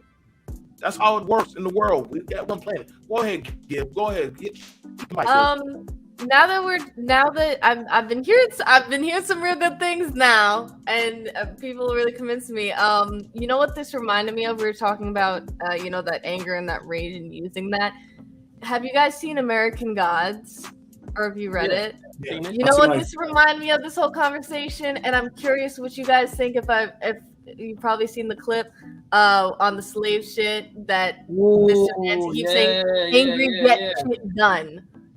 That's what this is reminding me of, and now I'm thinking of either comparing the two characters or the messages, or how the messages are kind of laid out in front of us. I'm just kind of curious what that brings to mind to you guys, because the second you said that, I thought of that, the angry get shit done. So I'm like, oh, interesting. I mean, that's it. So like what Killmonger said, in comparison to the character that you're talking about, Jew, if you can find the name of that dude, please let me know. A great actor that is not main stage as he should be, been on Drumline and all the shit. Now, same thing he said to the slaves on the ship. He said, "Burn this motherfucker down." And he said, "Oh, but if we burn it down, we all gonna die." Just like how Jew said, you're gonna be the hand of your own destruction. And he said, "Nigga, did I not just tell you what's gonna happen? You dead anyways." Orlando. Said, hold on. He said, "You dead anyways." So why not take your enemy down with you, bro? Same thing with T'Challa. I mean, not T'Challa, but Killmonger said at the end of the scene when he chose to die.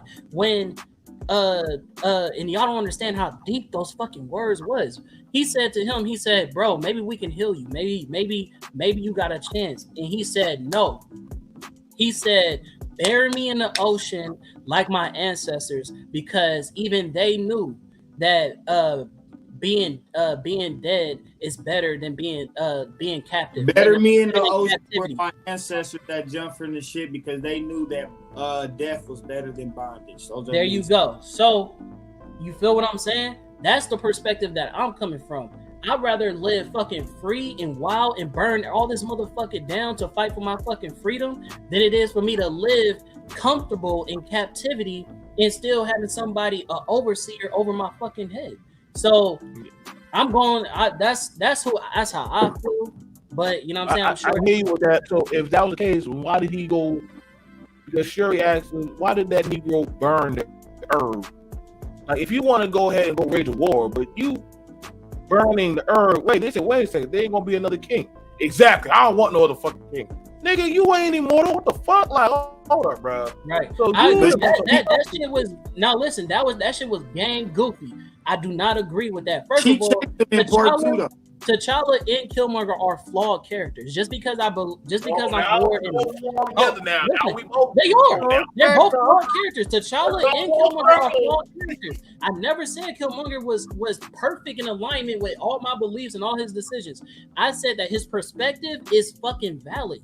I'm saying his point of attack is fucking valid. Now, when I'm saying that as far as everything he did in the movie, no, I don't fucking agree with it. But I also understand it because he was an outsider. He knew that the Wakandas, even when he first sat on the council and when he tried, the nigga went into a room with all his family, nigga, his auntie, his cousins, all that shit, and they didn't even want to say the nigga name. That nigga said, say my name, bro. You know who I am. Say my name. And he physically, I don't know if you're going to do this symbolically, but physically and symbolically, this nigga turned his back to him and didn't move it. So in your mind, you got to think about what's that like for a nigga who's an outsider who grows up in that type of environment and has to play dirty in order to solidify his spot. So the nigga knew, oh, okay, if I'm the only nigga with a heart-shaped herb, DNA and all that shit, then I know that these niggas are already against me. In order to solidify my position, I need to do everything I can to make sure nobody's going to challenge me. So he said, oh, I'm about to burn this shit down. Again, I don't agree it was game goofy, but I understand his tactics. You gotta remember, the nigga was an espionage agent. He knew how to go to a country and flip it against each other. That was his origin story. So he knew once he got in the seat of power, what he needed to do in order to keep that seat of power. And that was one of his tactics. Now, here's the thing about it. This is why I say blind anger will get you killed. I've been in the other thing for a long time. He even recognized his cousin was actually protecting him. But he said, this is the man whose father brought in a terrorist and killed our people. Do you honestly think they would have gave a fuck to listen to what he had to say? They would have killed him right there on the spot. He said, listen, bro, you coming in the wrong way. Maybe we can have this conversation. It's like we all on the same team, and I do some fuck shit during the game, and then I walk in. Bro, I have to expect Yuffie as the captain say, hey, bro, let me talk to you first before you go talk to the other guys. Because right now, they're still thinking about what you played at that last. You understand what I'm saying? Let me talk to you, man to man. He didn't want to do the man-to-man conversation. Now, the auntie, mind you, Queen Mother didn't know what the fuck happened. Nobody did. Nobody. No action. Right. So saying the throne room knew who he was, they didn't know who the fuck he was. Because guess what? His dad and his head counsel, they kept it a secret because they were protecting his father's name. If they had did that, his father's name would have been wiped from the history books. They didn't know he had an outside baby. Nobody knew that shit. They didn't know that he was one that told Ulysses Claw about the vibranium. This bro, Chaka literally saved this nigga's legacy. Instead of putting dirt on his name, going back and letting the king, because he didn't even tell him when he came to get him. He said, I'm going to take you back to Wakanda so you can tell the people what you've done. So you can reconcile. What did he try to do to his own brother? Did he try to? Well, I'll go back and go to trial. No, you try to smoke your Yeah, own brother. he ain't trying to do nothing to that nigga. He pointed the gun at Zori, nigga. Hey, Don't do that. Don't do that. He one of pointed the that shit guns. at Zori. But it don't matter, bro. Uncle It James, don't punk matter. ass. It don't matter, bro. No matter what, you're still the cause for blood being shed in Wakanda. I'm gonna tell you like this, nigga. I'm gonna tell you like this. Uncle James is no different from the cop who infiltrated the Black Panthers in the movie Black Messiah, and I'm gonna leave it at that. Okay, but see, here's the thing about it. I'm gonna leave it at that. It's fun. It's like we're trying to validate a wrong. That's like saying I sold drugs in the black community to get guns to go fight the white man. Hold up, bro. You did what? Yeah, I know I sold crack in the black community. Well, we got the guns to go fight the white man. Nigga, you just sold poison. Why did that? You can't try to say that's just one sin doesn't overvalidate the other sin. I get Killmonger. I got that fire too. But hurting my people does not help my people. That's where we be losing this goddamn. That's where we be losing the shit. You can't say I love my brother, but then I smack you. Hold the fuck up, bro. You don't love me, but you wouldn't harm me. You wouldn't hurt me. If you love me, then love me. And that's where I'm like, and then because even some Africans felt a certain type of way about Black people. Like, wait, why is he killing the Africans? Like, what kind of shit is this? They were a little bit upset about Black people, but they still said we were happy that it was a representation of it. I'm happy for Black people too. Don't get me wrong. I love seeing Black people in a positive light. Fuck that nigga booker shit that they always want to play that stupid shit. I will take this any day before they have us out there slinging crack and doing all that crazy shit. That bang bang shoot 'em up shit. Right. Well, somehow they always got us killing each other. Like we always got to be on death shit. I'd rather us have us on a positive running shit type of thing. But I don't agree with the agendas that they always got us either weak, highly effeminate, sus. Always we never have an intact family. I be getting upset, but everybody else get a fucking family but us. That's when I begin. That's why I said that's my conspiracy that Disney don't mean no well for us as Black folks. You know what I'm saying? Not to say anybody else. That was what I was going to say about Black Panther 1. It automatically shows confliction between Black people. And like I was going to say earlier when y'all was talking, but we kind of segued away. Traditional African people and African Americans, they don't get along at all. Traditional African people do not fuck with African American people. You feel me? Because they feel like we lost. We lost to the truth. We're lost to our heritage. We're lost to who we really are. You feel me? And they don't fuck with us. But my thing is, in the movie, that's basically them was Africans and this nigga was a Black American. And they was going at it, you feel me? Through conflict. But also, for Killmonger, I understood everything he said, and I always say that, but it was his approach. Now, had he came to T'Challa or to somebody, because like we know Black Panther, he be in America, so there could have been a time and place where you fucking was able to run into this nigga for doing some Avengers shit in the States or whatever. And you could be like, hey, you might not believe this. You got the necklace around your neck. That's where all the confirmation came from. Right. Hey, I'm your cousin. My daddy was whoop-de-whoop, showed him the thing. And then if they still turned you down, okay, now. But that's what they did, though. He literally said, I said who I am. And no, he didn't, bro. You're forgetting everything he did prior to that. You understand that, but exactly what let me talk. I've been letting y'all talk. Let me talk. You sat there and did exactly what your daddy did, my nigga. You sat there and sided with the white man to think you was going to get profitable from it. Your daddy sat there in Jobu, sat there and did a contract with Ulysses to get vibranium brought to America. But the only way that was going to happen was if I side with this white dude for him to go attack my own people, casualties for my own people to so-called help my other people that's over here. So with this whole situation where y'all keep explaining your parts but nobody noticing, they're making it seem like, oh, for Black people to succeed, you still have to go take out other Black people. That's not necessarily the case. Also, what they also making it seem like is For some reason, we have to go outside our own culture, our own race to get help to do something for our own people, which is not the case. And that's what Wakanda stands for. We don't need no outside help. We got our people here. There's already soldiers and war dogs and people like spies like Nakia who are out there trying to help the best way they can. But at the same time, just like the human race, they're not programmed to take in something like vibranium at one time without automatically thinking, hey, how can we weaponize this? That's any type of natural resource in the world. The first mindset of man was, how can we weaponize this? Gunpowder. It was originally a fucking firecracker. They weaponized it. Fucking metals and shit. They weaponized it. Guns and swords and all that other shit. You feel me? It's all weapons. Main resource outside of diamonds and like jewelry, everything that resources are made for toxic, some type of poison bomb or atomic bomb or a fucking explosive or a fucking weapon. Immediately weapon. So it's like, bro, you can't trust man.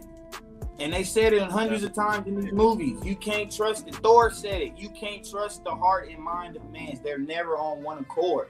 You can feel something in your heart, but your mind telling you to do the complete opposite. And at this point, it's all based on the person. Are you balanced out enough to follow the right path? Which one are you gonna listen to? You feel me?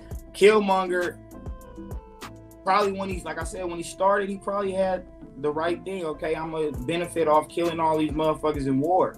But look, along the way, just like in many movies and stories, you eventually got to do something you don't want to do. And then if you do it and continue to do it, you eventually lose yourself. That's like Andrew Garfield's Spider-Man. What'd he say in No Way Home? He's like, bro, eventually, bro, I was so angry, so mad, I stopped pulling my punches. You feel me? When you're angry, yes, you get shit done, but in what format and what structure did you get it done? What losses did you take to prove a fucking point? That's the point of what T'Challa was trying to tell Killmonger and a lot of motherfuckers, even his daddy then when he went to the spirit realm. You motherfuckers exiled people and took motherfuckers out when we didn't have to. You feel me? Killmonger, you killing motherfuckers you don't have to kill. If you would have stepped to us differently, it would have been, he instantly came in with aggression, bro.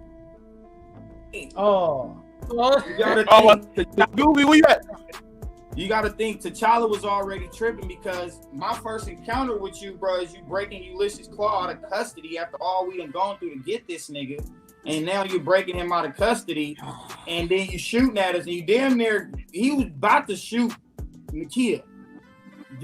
Agent, the colonizer jumped in front of that. So imagine if bruh wasn't that type of nigga and didn't sacrifice himself to save Nakia. Now you killed my bitch. So if you thought that's what we'll be talking about that. Exactly, like now, say the Asian didn't do that, then okay, you killed my bitch or you shot my bitch, she didn't die, whatever the case may be. Now his plan still was the same to come to Wakanda and do it how he did it. He was still gonna kill Claw. That was all in his program from the beginning. And still try to come to Wakanda and do it how he did it, it would have been even worse. It just was his approach, bro. How he did it. If he would have came in, because you showed that you had knowledge of who your family members was, that you was related to T'Challa, this was your cousin, and blah, blah, blah. So I just feel with the skills you had, getting to Wakanda when you killed Ulysses Claw, who was the only motherfucker who knew to take you there, and like, you could have came and been like, hey, bro, came up to the border, just how he did. Didn't need nobody, no nothing. Hands up, don't shoot, nigga. I'm y'all cousin. Like, y'all can check the backseat. I'll feel it. So look, so real quick, because we probably only got 2 minutes. I don't know, but here we go. Just to first of all, let me go into cap because y'all three caps, 1 tap. Cap, so, that's cap. That's cap. To y'all perspective, yeah, we beat Killmonger. That's fine. But to your point, stop it. The only, and that's the crazy thing. You got the nigga sitting right front and center while shitting on this nigga. That's what the white men do. But you know what? Past all that, past all that, man. I stand with justice.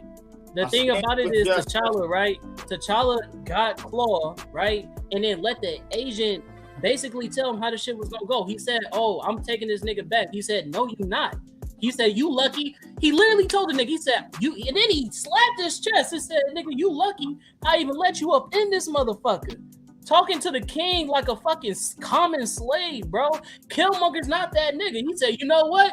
Da-da-da, nigga, and I'm capturing this nigga, and I'm coming in with kind of dropping off his head the same way that the king was supposed to do, in the same way that his one of his soldiers had asked, hey, whatever you do, just bring this nigga back. I don't care how you do it."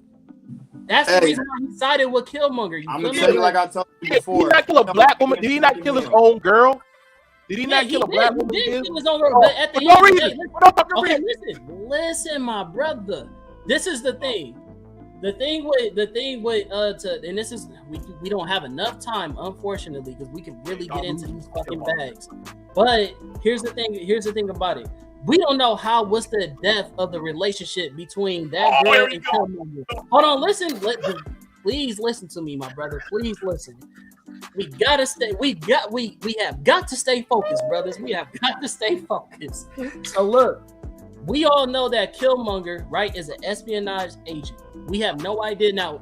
As a comic book nigga, BMT, the female that Killmonger was with in the comic books was the female that manipulated him and almost got him knocked the fuck off. We have no idea who that girl was representing. She could have been that same agent that he was fucking with in the comic books. Now, let's say that it wasn't. The way that Killmonger operates is the fact that he uses all his relationships to get to the end goal. So we have no idea if what they had was actually romantic, but it could have just been a part of his overall plan to get to fucking Wakanda and use you can't trust no nigga like that. I mean, you could just depend on what the fuck. Black woman don't trust no man that's not Killmonger. Huh? Black woman don't trust no black man that's side with Killmonger. See how they think? Hey, I'm a real one. You feel me? Every female that I done been with been treated like queens. Gotta walk over y'all. But let that bitch get captured by a white man. You shooting the bitch. Stop. First of all, okay, let's really talk about that. I don't want to hold y'all niggas, but how the fuck you a real one? How the fuck you a real one siding with a real nigga and you get captured with a nigga with one arm? How the fuck that shit happened? Woman, bro. This nigga had one arm. Hold on. This nigga had one arm and he was able to grab this bitch gun and hold her up with one arm and say, "Yeah, nigga, what?" But Ulysses' claw is still strong though, bro. Ulysses' claw is actually still strong though. Like human. I don't give a damn. The nigga had one arm. She should have. Nigga. Hey, that's that Killmonger team, bro. You sacrifice your pawns, bro. Like I was saying, I'm just keeping it bad. That's the difference right there. This nigga didn't like, confess no love for her. You don't know how deep their relationship was, bro. You don't know how conniving this bitch was. You don't know what. You know who they met. Who conniving the way he kissed her in that goddamn ambulance? Get back from him, get back from him. Anyways, bro, listen. We already passed the time. We could get into a whole. Listen, okay. Quick question before we move forward. Do y'all want to do a part 2? Do y'all want to end it at this? I don't feel safe. We gonna do a tap or cap. Tap if you want to do a part 2 eventually. Cap if you saying nah, let's just leave it at this. Move on to another subject. If y'all ever tap in on another episode, all right. So I'm gonna say tap. Do a part 2 because there's other conversations I would like to have. So I'm going with tap. Jude, what you going with? Tap in. So he's saying tap. BMT, what you saying? Part 2, or you want to end it today? Stop. I'll tap with y'all. This is dope. Okay, that's another tap. G? Oh, me? Yeah. Tap. Okay, for sure. We got a part 2 coming up, y'all. All right, so we're gonna leave it at Tap in. Thank you. We're gonna leave it at this. We a 3-hour in conversation. This don't normally happen. Sorry if I didn't give y'all the heads up, you know what I'm saying? But I'm glad we talked about how we talked about what we talked about and everybody who came in to talk about it. You know what I'm saying? Thank y'all, all the listeners that stayed in for as much as y'all could stomach, you know what I'm saying? And yeah, man, go ahead and give y'all you know, y'all followings and y'all social medias, what y'all doing. Start off with BMT. Go ahead, bro.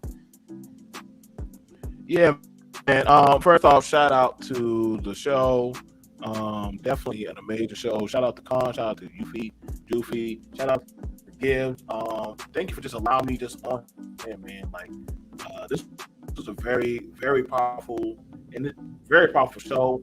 You definitely broke it down way, way more in depth, better than most other shows could have, and we hit it. Not on no biases, but also on some very hardcore critique, and I love that. And it was straight from the heart. So we actually gave pluses and positives. I hope we do more films like that where we can actually do that. I hope this is not just a thing, but more of other things coming out of this. I enjoyed it. I still think we don't trust those Killmongers out there, man. They do the Killmonger team. Just saying, when the time for the war, just want you to know. Just get away from me, baby. That nigga might shoot you. Saying, he won't shoot you. Wait, hey, what's that shit though? Koye said. He said, would you would kill me for what? You know what I mean? You gonna kill me? He said, you gonna kill me? And she said, nigga, for Wakanda. For Wakanda was no application. But see, she let her man live. So give Killmonger that same. Nah, bro. She let her man live, bro. Her man's still wandering around Africa alive, bro. She gave that nigga opportunity to change the era of his ways. Killmonger. That nigga over there rotting in jail. Nah. What are you talking about? He ain't We get another. That's part 2. What Queen Mother say? What Queen Mother say? He is where you can still see him. You can go see him. Whatever you I want. can't see none of my people.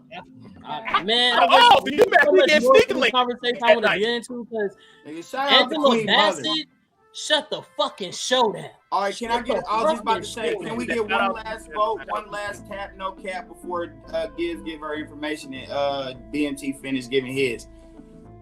Can we vote that the best fucking character, role, lines, scenes came from Queen Mother?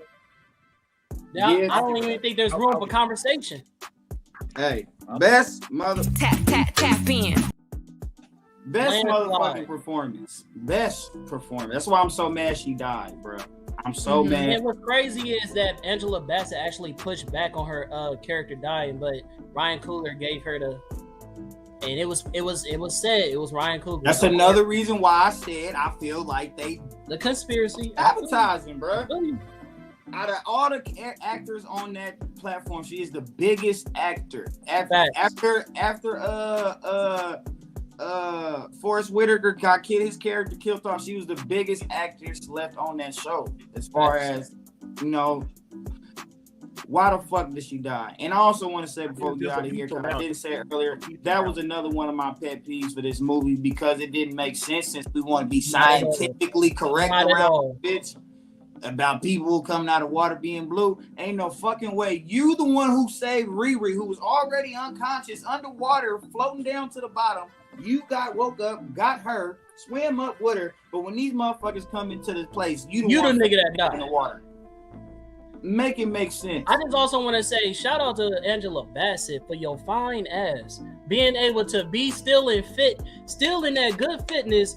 Nigga, with the Tina Turner guns, being able to grab a little youngin and still swim to the top. You know what I'm saying? I just want to say, don't sleep on Queen Mother, because just because y'all ain't see her do the combat, even in Black Panther 1, when the agent and the kid ran up on her in the woods, what she do? Nigga, watch out. Nigga, hold on. Don't get it twisted. You know what I'm saying? So, anyways, go ahead, Gibbs. Go ahead and give your information. Yeah, I mean, thank you so much for having me. I mean, this is a great conversation with great people. I really appreciate it. All love, blessed, really organic conversation. And you can catch me, Gibbzilla Prime, on TikTok, Instagram, whichever it may be. Definitely check out my TikTok if you haven't seen it yet. All right, Ju. Man, you already know me, man. Straw Hat Joofy, man. You can follow me at Straw Hat _Joofy on Instagram. You can find me on, like I said before, every Friday night at 8 right here on Tapping No Capping. You can catch me on Facebook since they gave my Facebook back. I'm on Facebook. Also, you can catch me in Universal Debate under King Jew Palmore.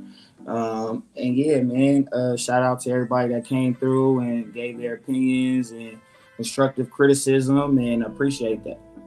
All right, man. You know what it is, man. It's your boy, the con man, KJM_men.510. That's the Bay. Catch me on Universal the Bay. Just catch me on the Blerd Cartel. You know we doing well. Catch me on What It Sound Like podcast, where you get your best reviews and interviews. And catch me on the Blerd Proof Entertainment on Tapping No Capping, where basically if you're a Blerd and you've seen it, then what's your opinion, man? Thank y'all for coming through. I love the guests, man. This episode would not have been as fire as it is without everybody's genuine opinions. Everybody brought something different to the table, and that's exactly what I want to tap in. No cap in the beat is for us to really get in the pot, man, and really talk about it, bro. I don't like the surface level conversation.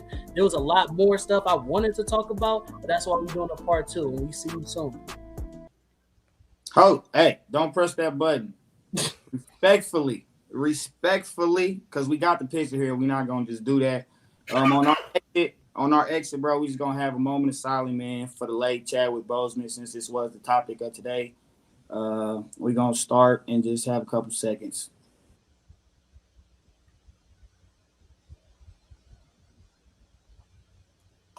You feel me? And we appreciate y'all, man. Tune in next Friday.